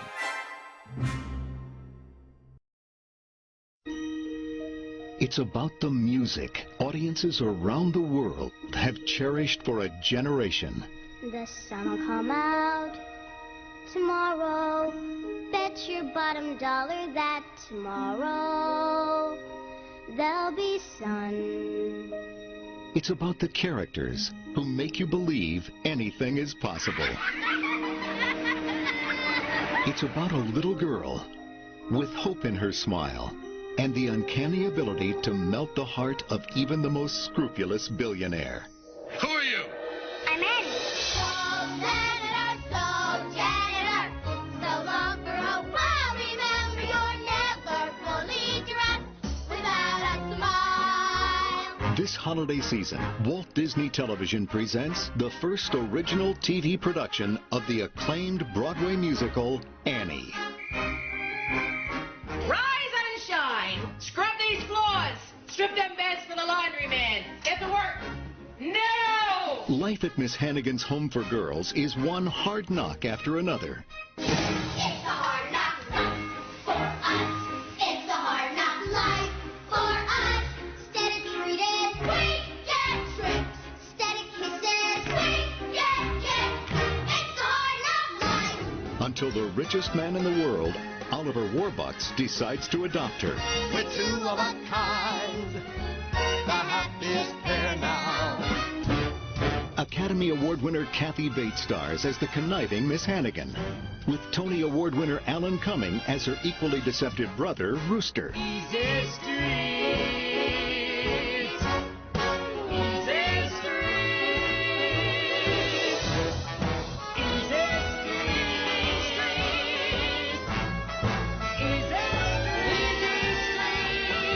Acclaimed actor Victor Garber is Daddy Warbucks. Three-time Tony Award-winning actress Audra McDonald is Grace Farrell. Tony winner Kristen Chenoweth is Lily St. Regis. And newcomer Alicia Morton stars as the unforgettable Annie. I love you very much, Annie. And I love you, Daddy Warbucks.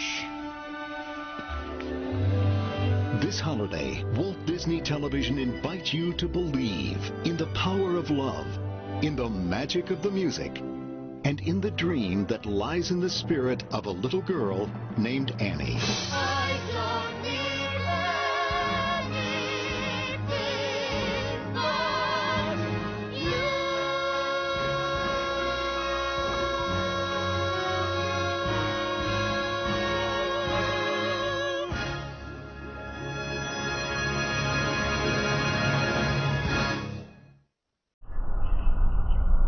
Discovering voices, building worlds. The Ampliverse.